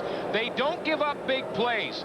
Hey, the Toronto defense, Glenn, leads the league in 12 of 25 defensive categories, including fewest first downs, fewest yards, fewest completions, fewest plays. They've allowed only 3 rushing touchdowns, tied for the league lead. They're very disciplined and rarely make a mistake back there. And they feel they're underrated. Second down, Allen. Al Shipman has the catch. And Shipman, depending on the spot, should have a first down. They'll mark him down at about the 49-yard line. That should be good for a BC Lions first down, but 2:25 to play now, and Shipman is hurt. You see, this is the problems that Adam Rita has and this offense for the BC Lions with this much time on the clock, down 2 touchdowns. He can't get a big play on this defense. You know, obviously you got to throw the ball down the field, and the fans left here in BC Place are wondering why Damon Allen is not doing that. But listen, when the Toronto Argos are dropping back, playing 3 and 4 deep in the zones, you can't get a guy open down there. You have to throw it underneath and hope that one of your good athletes can break a couple of tackles for you, and that's really all Adam Rita can do. If not, you're just forcing it into coverage, and you're going to get it intercepted. Well, you'd rather play the Winnipeg defense last week because you know your break's going to come sooner or later. I mean, if you're going to blitz every play, sooner or later you are going to get a big play. Well, that's right, Gore. I mean, Winnipeg plays a ton of man-to-man defense, and Alfred Jackson had a good game last week, and you know that you're going to get your opportunities. It only takes 1 slip or 1 busted coverage, and you're going to get 6 points. First down, BC. Allen fires it out there for Alfred Jackson, who makes the catch at a nifty move. Jackson forced out of bounds at the 41-yard line. Well, Alfred Jackson, who leads the league coming in at most yards from scrimmage, has a word or two for the Argos. Oh. Well, he's just telling them, listen, if you get me the football, I'm going to do my job. You know, talked to Damon Allen about Alfred Jackson against Winnipeg. He said, when I would read man-to-man, he would be the first guy I looked to, and it was just a matchup situation. Alfred Jackson would be the number 1 target for him, and tonight, with this zone defense Toronto's playing, he hasn't had the opportunities. Allen on first down, brings the ball down, gets it back, and slides down to the 32-yard line. The old ball and a string trick for Allen. Surprised that wasn't called an incomplete pass. It's a little bit like Michael Jordan on a fast break there, a little fake pass and then bring it back to you and go to the hoop. But Knows the master at it. We saw his rushing stats earlier. And I think what I'm most impressed about Damon Allen this year, little bounce pass to himself, little That's fake an incomplete pass. His arm was forward. I don't think so. I think he just bounced pass it to himself. Oh, okay.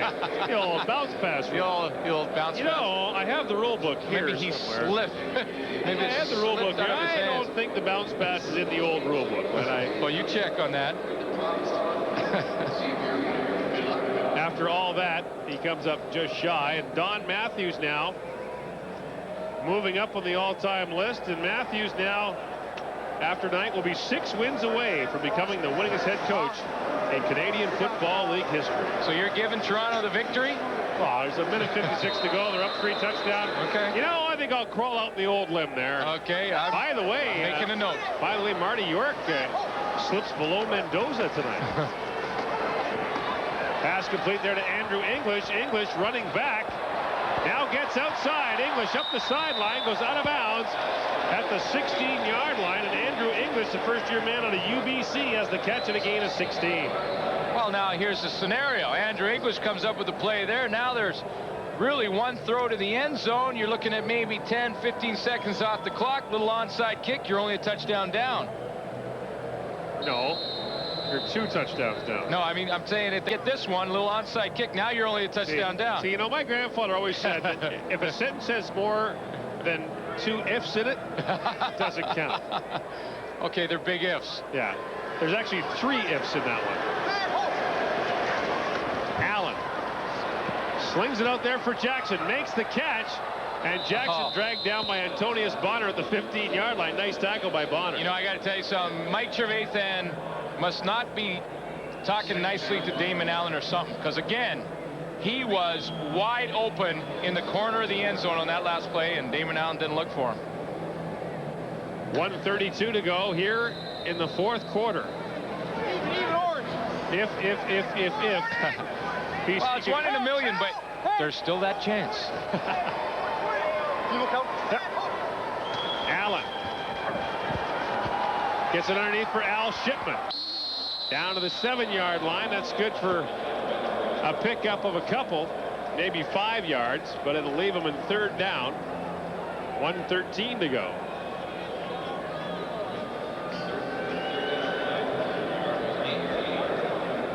Next week, the BC Lions are in Hamilton to take on the Ticats. BC has played 3 of its first 4 games, or 3 of its last 4 games, rather, at home. Yeah, and they get most of their games in the second half of the season are on the road, and they'd rather have that opposite. Allen to the end zone. Alfred Jackson, touchdown. Alfred Jackson has his 3rd touchdown of the year. An 8-yard reception, but 49 seconds to go. The BC comeback has a long way to go still. But it's the first part of your if equation. So 1 if's is gone because Alfred Jackson gets in the end zone. And it was the first time that Damon Allen saw man-to-man coverage. And again, when he sees it, he goes to number 7. So now here comes the onside kick. Well, no, let's get the point after first. Oh, okay. See, Coach, you got to do Well, no, that wasn't part of the if scenario, though. That's an automatic. Okay. Here goes our guy. Oh, the clock's stuck. Whoa, he gets slipped. back too. False start there.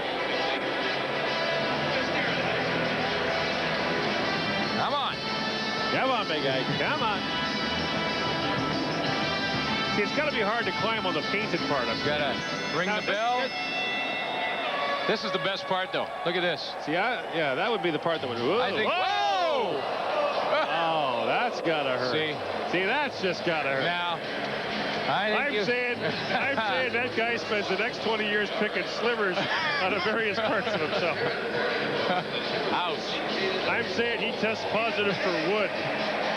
Yeah, I'll just excuse me for a second. Just nonchalantly walk over here and scream. Ow! That's gotta hurt. All right, so now here it is. The onside kick. Student body left, and I have seen a touchdown scored on an onside kick once. See, there they all are. Now, Louis going to try and loop it up about 10 yards. You just have to be the last one to touch it. It's up.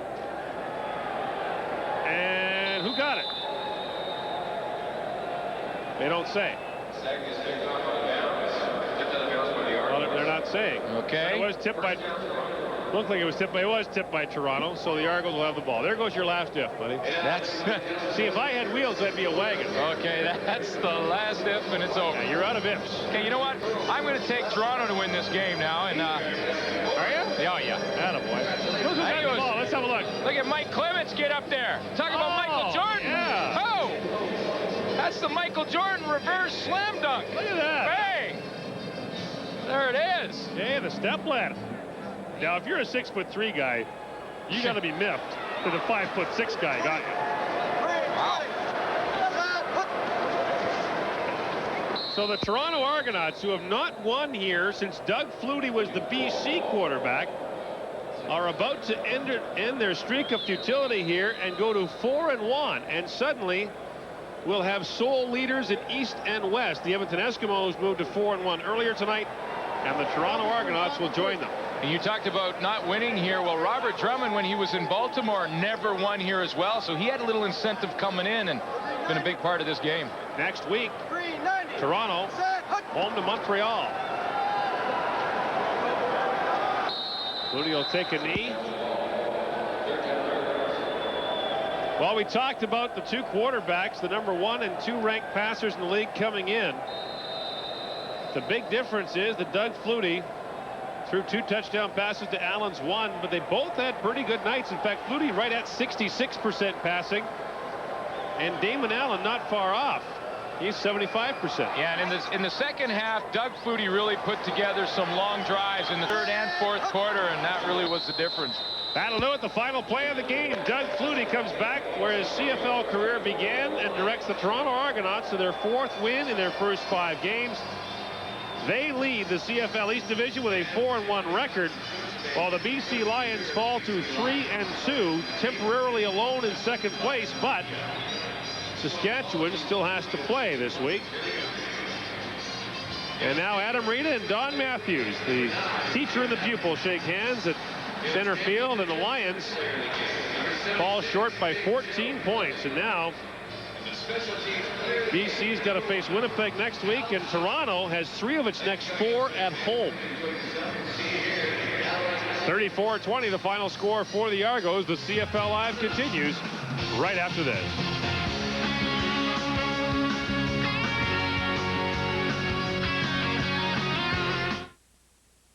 Play Safeway's all-new $1 million touchdown to win for your chance to win $1 million. If your name appears, it means you have won the Dirt Devil Ultra Swivel Glide Vacuum with maximum vacuum power. The only upright with swivel casters for effortless maneuvering. Nothing escapes the power of a Dirt Devil. Or a Panasonic 20-inch color TV with Panablack Picture 2, 500 lines of resolution. EasyCon on-screen display, Game Guard, and stereo sound. Panasonic, the TV with all the bright moods. For your chance to win, visit your local Safeway Food and Drug today. Do you want to make more money? Of course, we all do.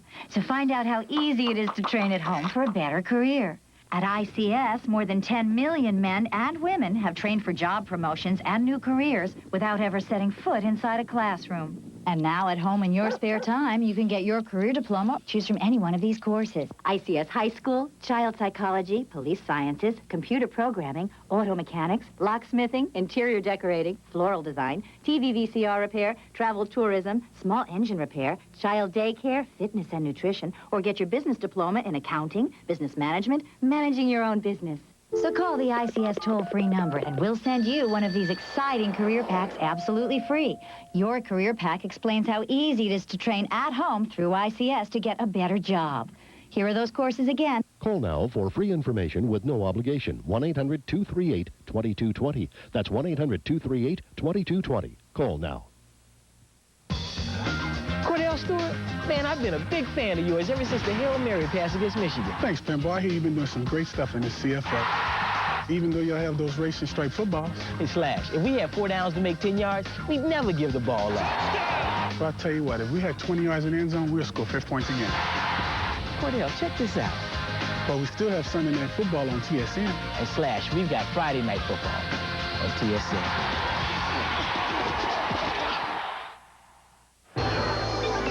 Time now for the TSN Turning Point, and we take you back to the first half. Yeah, late in the second quarter, Mike Vanderjagt tries to squib kick it and hits Stephen Glenn right in the side of the leg. It bounces right to Lester Smith. The Argos score on that drive. The Lions fumble the next kickoff. The Argos score again. That's the difference. 23 second quarter points for the Argos. A cash donation will be made to the Coaching Association of Canada for the training and development of coaches in amateur sport on behalf of TSN. Don Matthews now 6 wins away from becoming the CFL's all-time winningest coach. The Argos win it by 14. Love the hat. Ugh, I need it. My hair's a disaster. Look at my dandruff. You just want the right shampoo. With regular shampoo, flakes can keep coming back, but Head & Shoulders helps stop flakes before they even start, so your hair looks great. Change dandruff problems into beautiful hair. Know what's in every glass of Metamucil? Natural source fiber from psyllium grains to help keep you regular when life's got you on the run. Combined with exercise and a balanced diet, there's a great day in every glass of Metamucil. When Marie Antoinette said, "Let them eat cake," did she mean McCain deep and delicious cake with a see-through dome that seals in the rich, moist flavor? So you can reseal it and put it back in the freezer until you just have to have another rich, moist piece. Try McCain Deep and Delicious Cake. With the resealable flavor-lock dome, you can let them eat cake again and again. I am very honored to talk about Canadian Special Olympics and what it means to me. When I was born, my mother was told that I would never speak and should be put in a home. But Mom loved me, worked with me, and got me involved with Special Olympics. Our motto is, let me win, but if I cannot win, let me be brave in the attempt. I'd like to thank Canadian Special Olympics and my mom for believing in me. As you can see, I didn't need to be put in a home. And as you can hear, I can talk. Thanks, Mom. Help Canadian Special Olympics help others. Call 1-888-654-9332.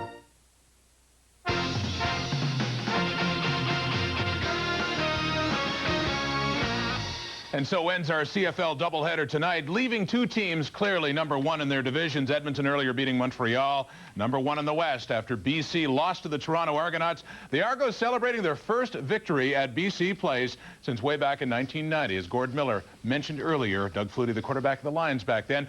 Flutie's big target tonight, Robert Drummond. What a night he had over the ground and through the air as well, catching some short passes, couple of touchdowns. Robert, congratulations. And just tell me about this game tonight, and maybe nice to win one a little bit easier than you've had in the last few weeks. Well, actually, the game wasn't easy at all. There's no game in the CFL that's really easy, but I had in my mind coming into BC because that I wasn't going to lose. You know, under Matthews, I had never won here, and that was a feeling that was eating at me all year, so I definitely had in my mind that I wanted to get a victory out of today. Robert, it's Marty Yorker. Did you feel this was your team's best all-round performance of the season so far? I think this was our best performance of the season so far, dating back to the Winnipeg game. But, you know, there's a few things we still have to iron out. You know, we made a few mistakes here and there, and that's something we really have to work on in practice. But right now, we got things rolling, and that's all we're worried about. We got the victory, and that's all we care about. Robert, it's Les Brown. Hey, Les, how you doing? Was it game plan for you guys to run the ball more, especially with you? Actually, during practice, the game plan really wasn't for me to run the ball. It was like to hit me short in the flats. But when we saw BC sitting back their linebackers, you know, it opened up a lot of lanes for me inside. And I'll tell you one thing, that's the freest runs I've ever had in my career. I mean, I wasn't getting hit until I was 6-7 yards downfield. That felt good. Robert, it's Bob Obilovich here. Hey, Bob, how you doing? Good, how are you? Pretty good. Listen, another thing that we were looking at is that Doug is doing such a great job of using you and Michael Clements coming out of the backfield and giving you the chance to do everything that you can do as an athlete. I don't think I've seen we would call you a fullback normally, but with the way they use their offense, you're probably as good an all-around athlete as I've seen come out of the backfield in the CFL in a long time. You know, thanks a lot, Bob. You know, that's one thing I pride myself on, being an all-around athlete or an all-around running back. I figure if defense can just key on someone that runs, you know, they can shut them down. If they can just key on a running back that's just a receiver, they can shut them down also. But if a running back can do both, they can't shut them down. Then they have to worry. Robert, if I'm not mistaken, you came into the league as a backup behind Mike Pringle. That's true, Les. And now, going with the Argos, you are one of the biggest stars in the CFL. Have we seen the best of Robert Drummond yet? Right now, you have not seen the best from Robert Drummond. You know, I'm my hardest critic, and, you know, I played a good game today, but there's still a lot of things I need to work on that I can get better at. Well, Robert, Les Brown brings up Mike Pringle, and lo and behold, you've got the Montreal Alouettes, Pringle and company, coming to Skydome next week, and what looked like a battle between two first-place teams, but the Alouettes have fallen on some hard times. I wonder, how much have you guys been looking forward to this matchup against the Owls? Well, actually, we haven't been looking to the Montreal matchup at all. You know, we had to worry about BC. As I had said before, you know, there are a few players on this from the old Baltimore squad that hadn't beaten BC, so we were all thinking about that coming in, and now that we got this victory here, we can worry about Montreal, and I'll tell you one thing, it's going to be a war. Robert, I know you guys don't usually knock your opponents, but did you feel the Lions were just a little bit flat tonight? I don't feel as if they were flat. I feel we did a few things that they didn't expect. I mean, if they watch game film just like we do, you know, we put a few wrinkles in it. As we said, we went out on the field, and we were actually drawing up plays on the field as we went along. Doug saw a few things in their defense that would possibly work, and they worked today, and thank God for a quarterback like Doug. Okay, Robert Drummond, and an Argonaut victory. Congratulations. Good luck the rest of the way. Good night for Drummond, Flutie, and company as they go on to win by 2 touchdowns over the Lions, and really by 3. BC coming back with that 1 touchdown late in the game. But Les, you talked about it at the beginning. Flutie's got to find a different way. These defenses are better this year. He's talked about that, and Drummond certainly has been a key for him. Well, you know, one thing I found out is that they kept their backs in the backfield a little bit more and decided to run the ball a little bit more, which actually takes away from Doug Flutie's game plan that I think. He likes to throw the ball and make things happen that way. It slows down the process, but they still get the same ending, the same results, which is a win. Well, I think these 2 games tonight demonstrated that the Grey Cup finalists from last year have reestablished themselves as the premier teams in the league right now. Edmonton and Toronto. I don't know where they're going to go from here, but I think they're going to go up. Well, it was the 4 best teams in the CFL coming into the action tonight, and they clearly were the 2 best, the Eskimos and the Argonauts, winning this one relatively comfortably. With their thoughts, let's head back to BC Place now for Gord Miller and Glenn Suter, guys. Well, Rod, one thought is that the Toronto Argonauts may be the most maligned 4-1 team in the history of the Canadian Football League. Walking on the field before the game, Doug Flutie came up to us and said, how come everyone's dogging us right now? You know, they'd won 3 of their first 4 games.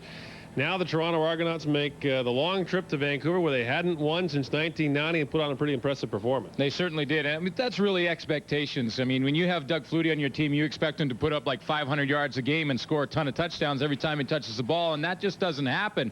And Doug Flutie said many times, listen, you have to play hard every play right now to win. And Flutie, of course, controlling the clock. Look at the time of possession. A lot of that dominance came in the second half when he put together long drives at the beginning of the 3rd quarter and the beginning of the 4th, and that really took Damon Allen off the field. And from the BC perspective, they'll really be kicking themselves about the kicking game and the kickoff returns. One was a bad break, went off a guy's leg, but the other, Brad Yamoka fielded. It was recovered by the Argos, but you think about it, at that point, it's a close game. I mean, late in the 2nd quarter, it's 10-6 Toronto. BC's right in it.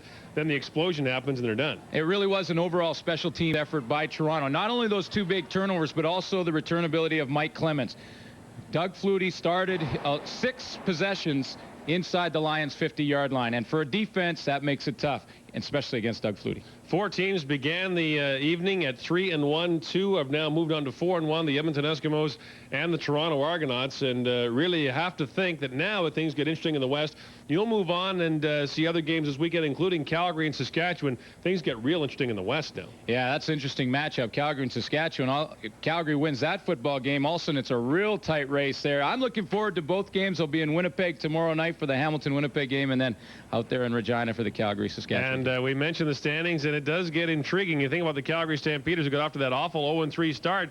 They beat Saskatchewan. Both those teams are 2-3 and only a game behind the BC Lions, while the Edmonton Eskimos recorded a win over Montreal earlier this evening. So the BC Lions, in front of their biggest crowd of the year, suffer their second loss of the year, and the West, which promised to be a race all season, is proving that it'll be a long way from over yet. Rod?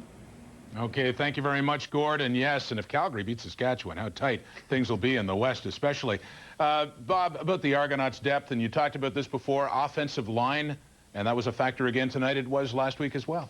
Well, last week, you know, Toronto's one of the only teams in the only team in the league that dresses two backup offensive linemen in Jeremy O'Day and Chad Folk, two young players. Folk was their #1 draft pick, and O'Day was a supplemental draft pick. And with the two injuries to Virtuval and Williams last week, those two guys came in and did a respectable job under those circumstances. And then tonight they lose Patterson, who had replaced Williams, and O'Day goes in again at left tackle. And then we saw the young fella Andre Kerwin, that backup receiver.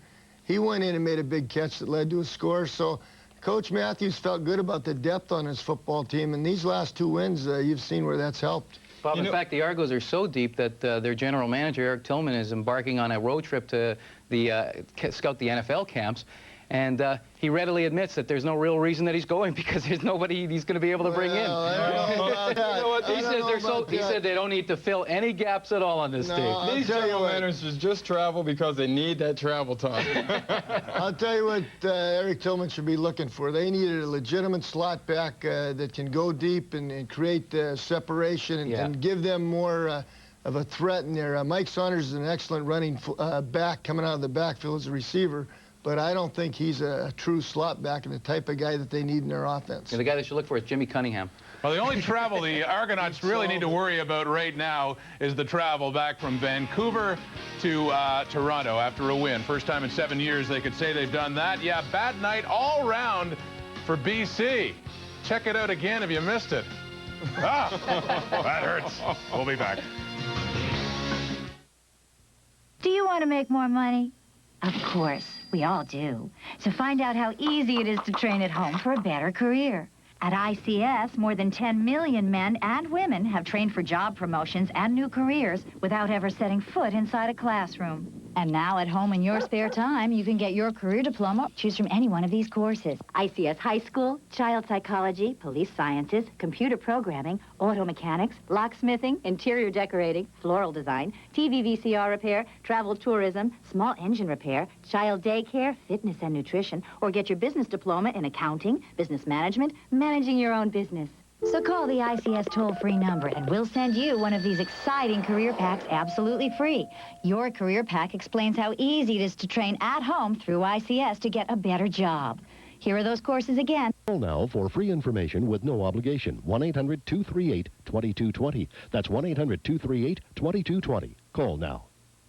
You have to keep in mind, when you live and breathe sports 24 hours a day, 7 days a week, 365 days a year, it's easy to become obsessed with sports. Who here isn't afraid to admit they're just a little obsessed with sports? Admitting that you have an obsession, I believe, is a step in the right direction. Hello, my name is Teresa. Hello, Teresa. And it all started with lawn bowling. I mean, lawn bowling led to football, football to skiing, skiing to...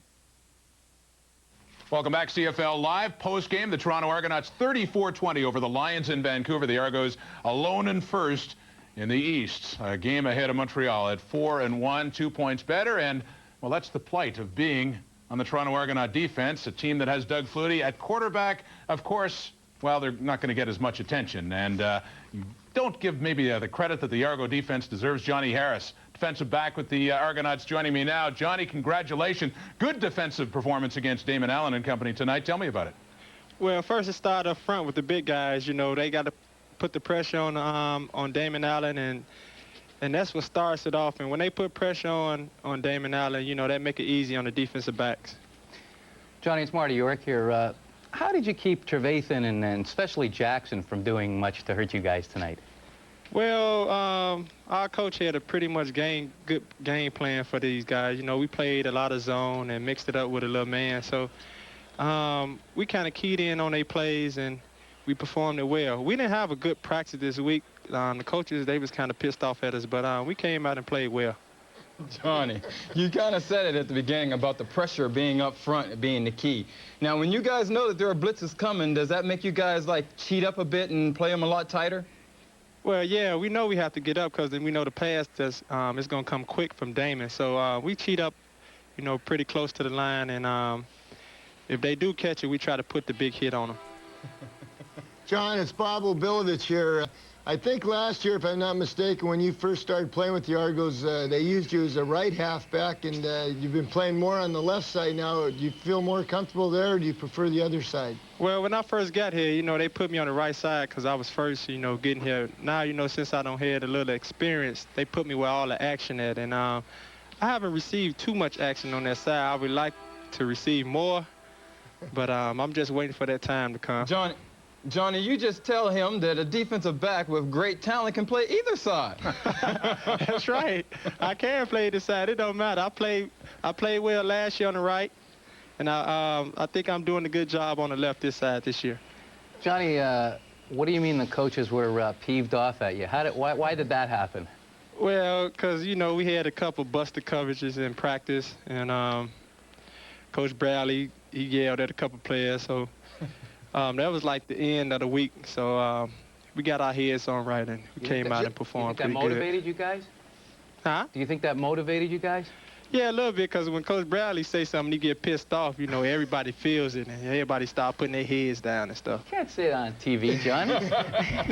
Hey, John, I wanted to ask you one thing. Has the defense changed that much from last year in terms of emphasis? Like, are you playing more zone this year than you did last year, or are you just starting to gel more because you had the guys together more at the beginning of the season compared to last year? No, basically, we played zone the most this game. We've been playing man-to-man ever since, you know, the first week. And we just started playing zone this game, you know, and that was it. You know, we've been playing man for the first 4 games, and now we just decided to play zone this game. Johnny, thank you, and no reason for the coaches to be upset. No, they're not upset now. Okay, thanks a lot. All right, thank you. A good flight back to Toronto for a victorious Argonaut team. Well, Johnny Harris tells it like it is, and I wanted to say that a couple times on the show, and then I got scared. I thought you had. Well, earlier tonight in the CFL, as mentioned, the Edmonton Eskimos in a rematch, back-to-back games against the Montreal Alouettes. They beat them 32-0 the week before, and 3 touchdowns in the second quarter sealed things essentially for the Eskimos, who really pulled out the bag of tricks and had everything going for them. And they win it by 10, 34-24. With their thoughts on that game, let's head back to Olympic Stadium. John Wells and David Archer. Montreal Alouettes started with 3 straight victories, but Dave Archer, when you look at it, too many errors 2 weeks in a row, and all of a sudden the Owls are 3-2. A lot of mental mistakes on special teams, on defense, and you know, Dave Ritchie's got to be pulling his hair out because his teams normally respond when he challenges them, and they didn't respond this week. When you looked at the numbers from this one, the Alouettes came back and made a pretty good game of it. 494 net yards. Tracy Ham has a pretty nice night with 364 passing. But in the end, some big plays for the Edmonton Eskimos really turned things around for Edmonton. We take you back to Sean Fleming in a fake punt here. This is a big play, 3rd and 24. A lot of trust here because this is just something he called himself because Hardy was uncovered. Threw the ball out there for a 27-yard gain. Throwing on 3rd and 24 to a rookie in the Canadian Football League. That set up this. Another blown assignment. That's 2 blown assignments in a row we've seen here. That was Blunt to Flutie for the touchdown. Then on this 3rd down punting situation again, Sean Fleming is the hero, jumping on a loose ball in front of Chris Wright. Tremendous hustle. And Chris Wright just, again, another blown assignment. Dave Ritchie's got to be, I don't know what he's thinking right now. And here's Willie Pless's touchdown. And unfortunately, Harold Nash is the victim again. He didn't cover Pless coming out of the backfield. Second touchdown of the ball game for Darren Flutie coming up late in the game, and this really iced it for the Edmonton Eskimos. Well, Darren Flutie beats Harold Nash inside, and the great protection up front allowed Danny to hold on the ball and make a good throw. If that wasn't enough, the interception by Malcolm Frank really took the ball out of Tracy Ham's hands. Tracy wasn't on target a lot the whole night tonight, and this was one that he overthrew, and Malcolm Frank is in the right place at the right time. I guess the question is, where do the Montreal Alouettes go from here? They've had 2 weeks of too many mistakes, and now they have the Argonauts in Toronto next Thursday. Well, I think they can get right back into it because Toronto comes in, let's say they win tonight, one win puts them right back in the hunt again. So I don't think there's any panicking, but I think there's certainly some positions on that team that need to be a little worried because there was some blown assignments tonight, and Dave Ritchie's the kind of coach that'll address that in a hurry. Well, the Eskimos win 2 in a row from the Montreal Alouettes at Olympic Stadium this night. It was a 10-point margin of victory. Thank you, John, David, and yes, you see, as a result of tonight, the doubleheader, the Argos alone on top at 4-1. The Alouettes with back-to-back losses to the Edmonton Eskimos falling to 3-2, and then Winnipeg and Hamilton leading things up, actually trailing things off in the East Division, which leads us to the West Division. It's Edmonton alone atop at 4-1, followed by BC. Big game for Saskatchewan this weekend in that rematch against the Calgary Stampeders. Now, coming up next on TSN, tomorrow night, it is Friday Night Football. The Winnipeg Blue Bombers hosting the Hamilton Tiger Cats, meeting for the second time this year.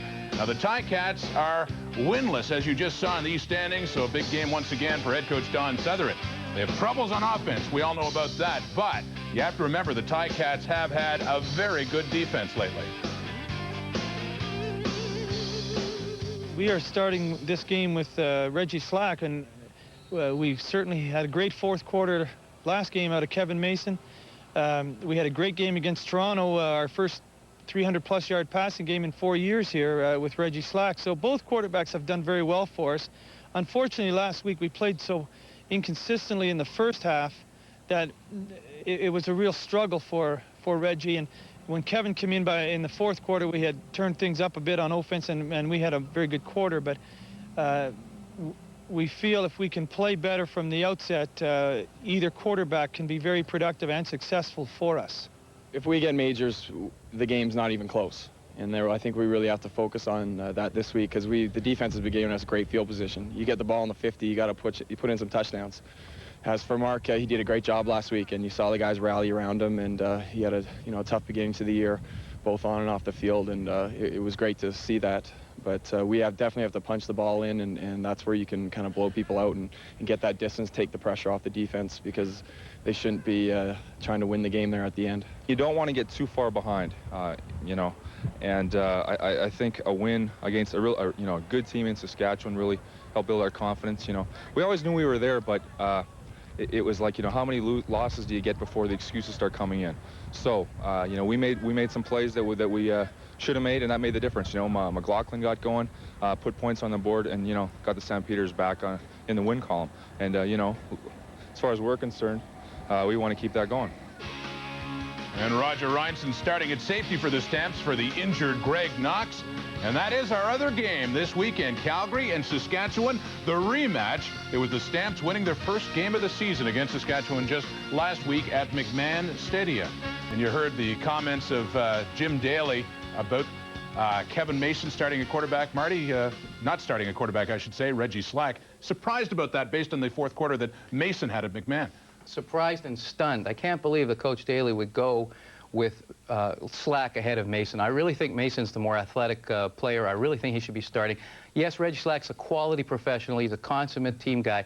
But I think Mason should be starting this game. Now, I know, Bob, you think, well, I don't want to put you on the spot here, but you coached Reggie Slack. Don't you think he'd be better coming off the bench? Yeah, right now it doesn't matter. It doesn't matter what I think, because obviously Coach Daly thinks that with his experience, way to get out of it. He's the starter, and from what we've seen of the two quarterbacks, I think he's trying to find a way to use the two of them in the most productive way. But Kevin Mason has shown a lot more athleticism than Reggie at this point in time, I think. Well, I have to say this one thing. You guys are just makeshift guys.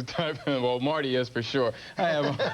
He'll jump. If Kevin Mason starts and he has a bad game, you'll be yelling for the other quarterback to come in. But I'm telling you what. Darn right. That's what I can do sitting Reggie here. Slack won this outright in camp and training camp. What? I'll say this once more. He won it outright, which means if you have a bad game, you don't lose your starting job, which is because of it. You just take him out, you put the other guy in, and then you start Reggie Slack back again. Les, I think you got to go with the guy who can win. This again. And Kevin Mason can win. Mason came in, he had a good game, and he only had that good game is because They were losing bad enough that the other team was sitting back and letting them catch the ball in front of them and then coming up and making the tackles. Yeah, but that's why he had such a good But outing. who put them in that hole in the first place? And I think it was Reggie Slack's lack of mobility put him in the hole in the first place. Good guy. This is an argument that was started at the beginning of the season, and Jim Daly's had to listen to it, and I have a feeling this is going to keep going on and on and on Coach, all stick with your season guns. long. Coach, Al make the Shipman, change. no arguing, one of the exciting players in the CFL. Give it a rest, guys. Al Shipman disappointed, though, with the Lions going down to defeat by 14. We'll be back to wrap it up after this. Every full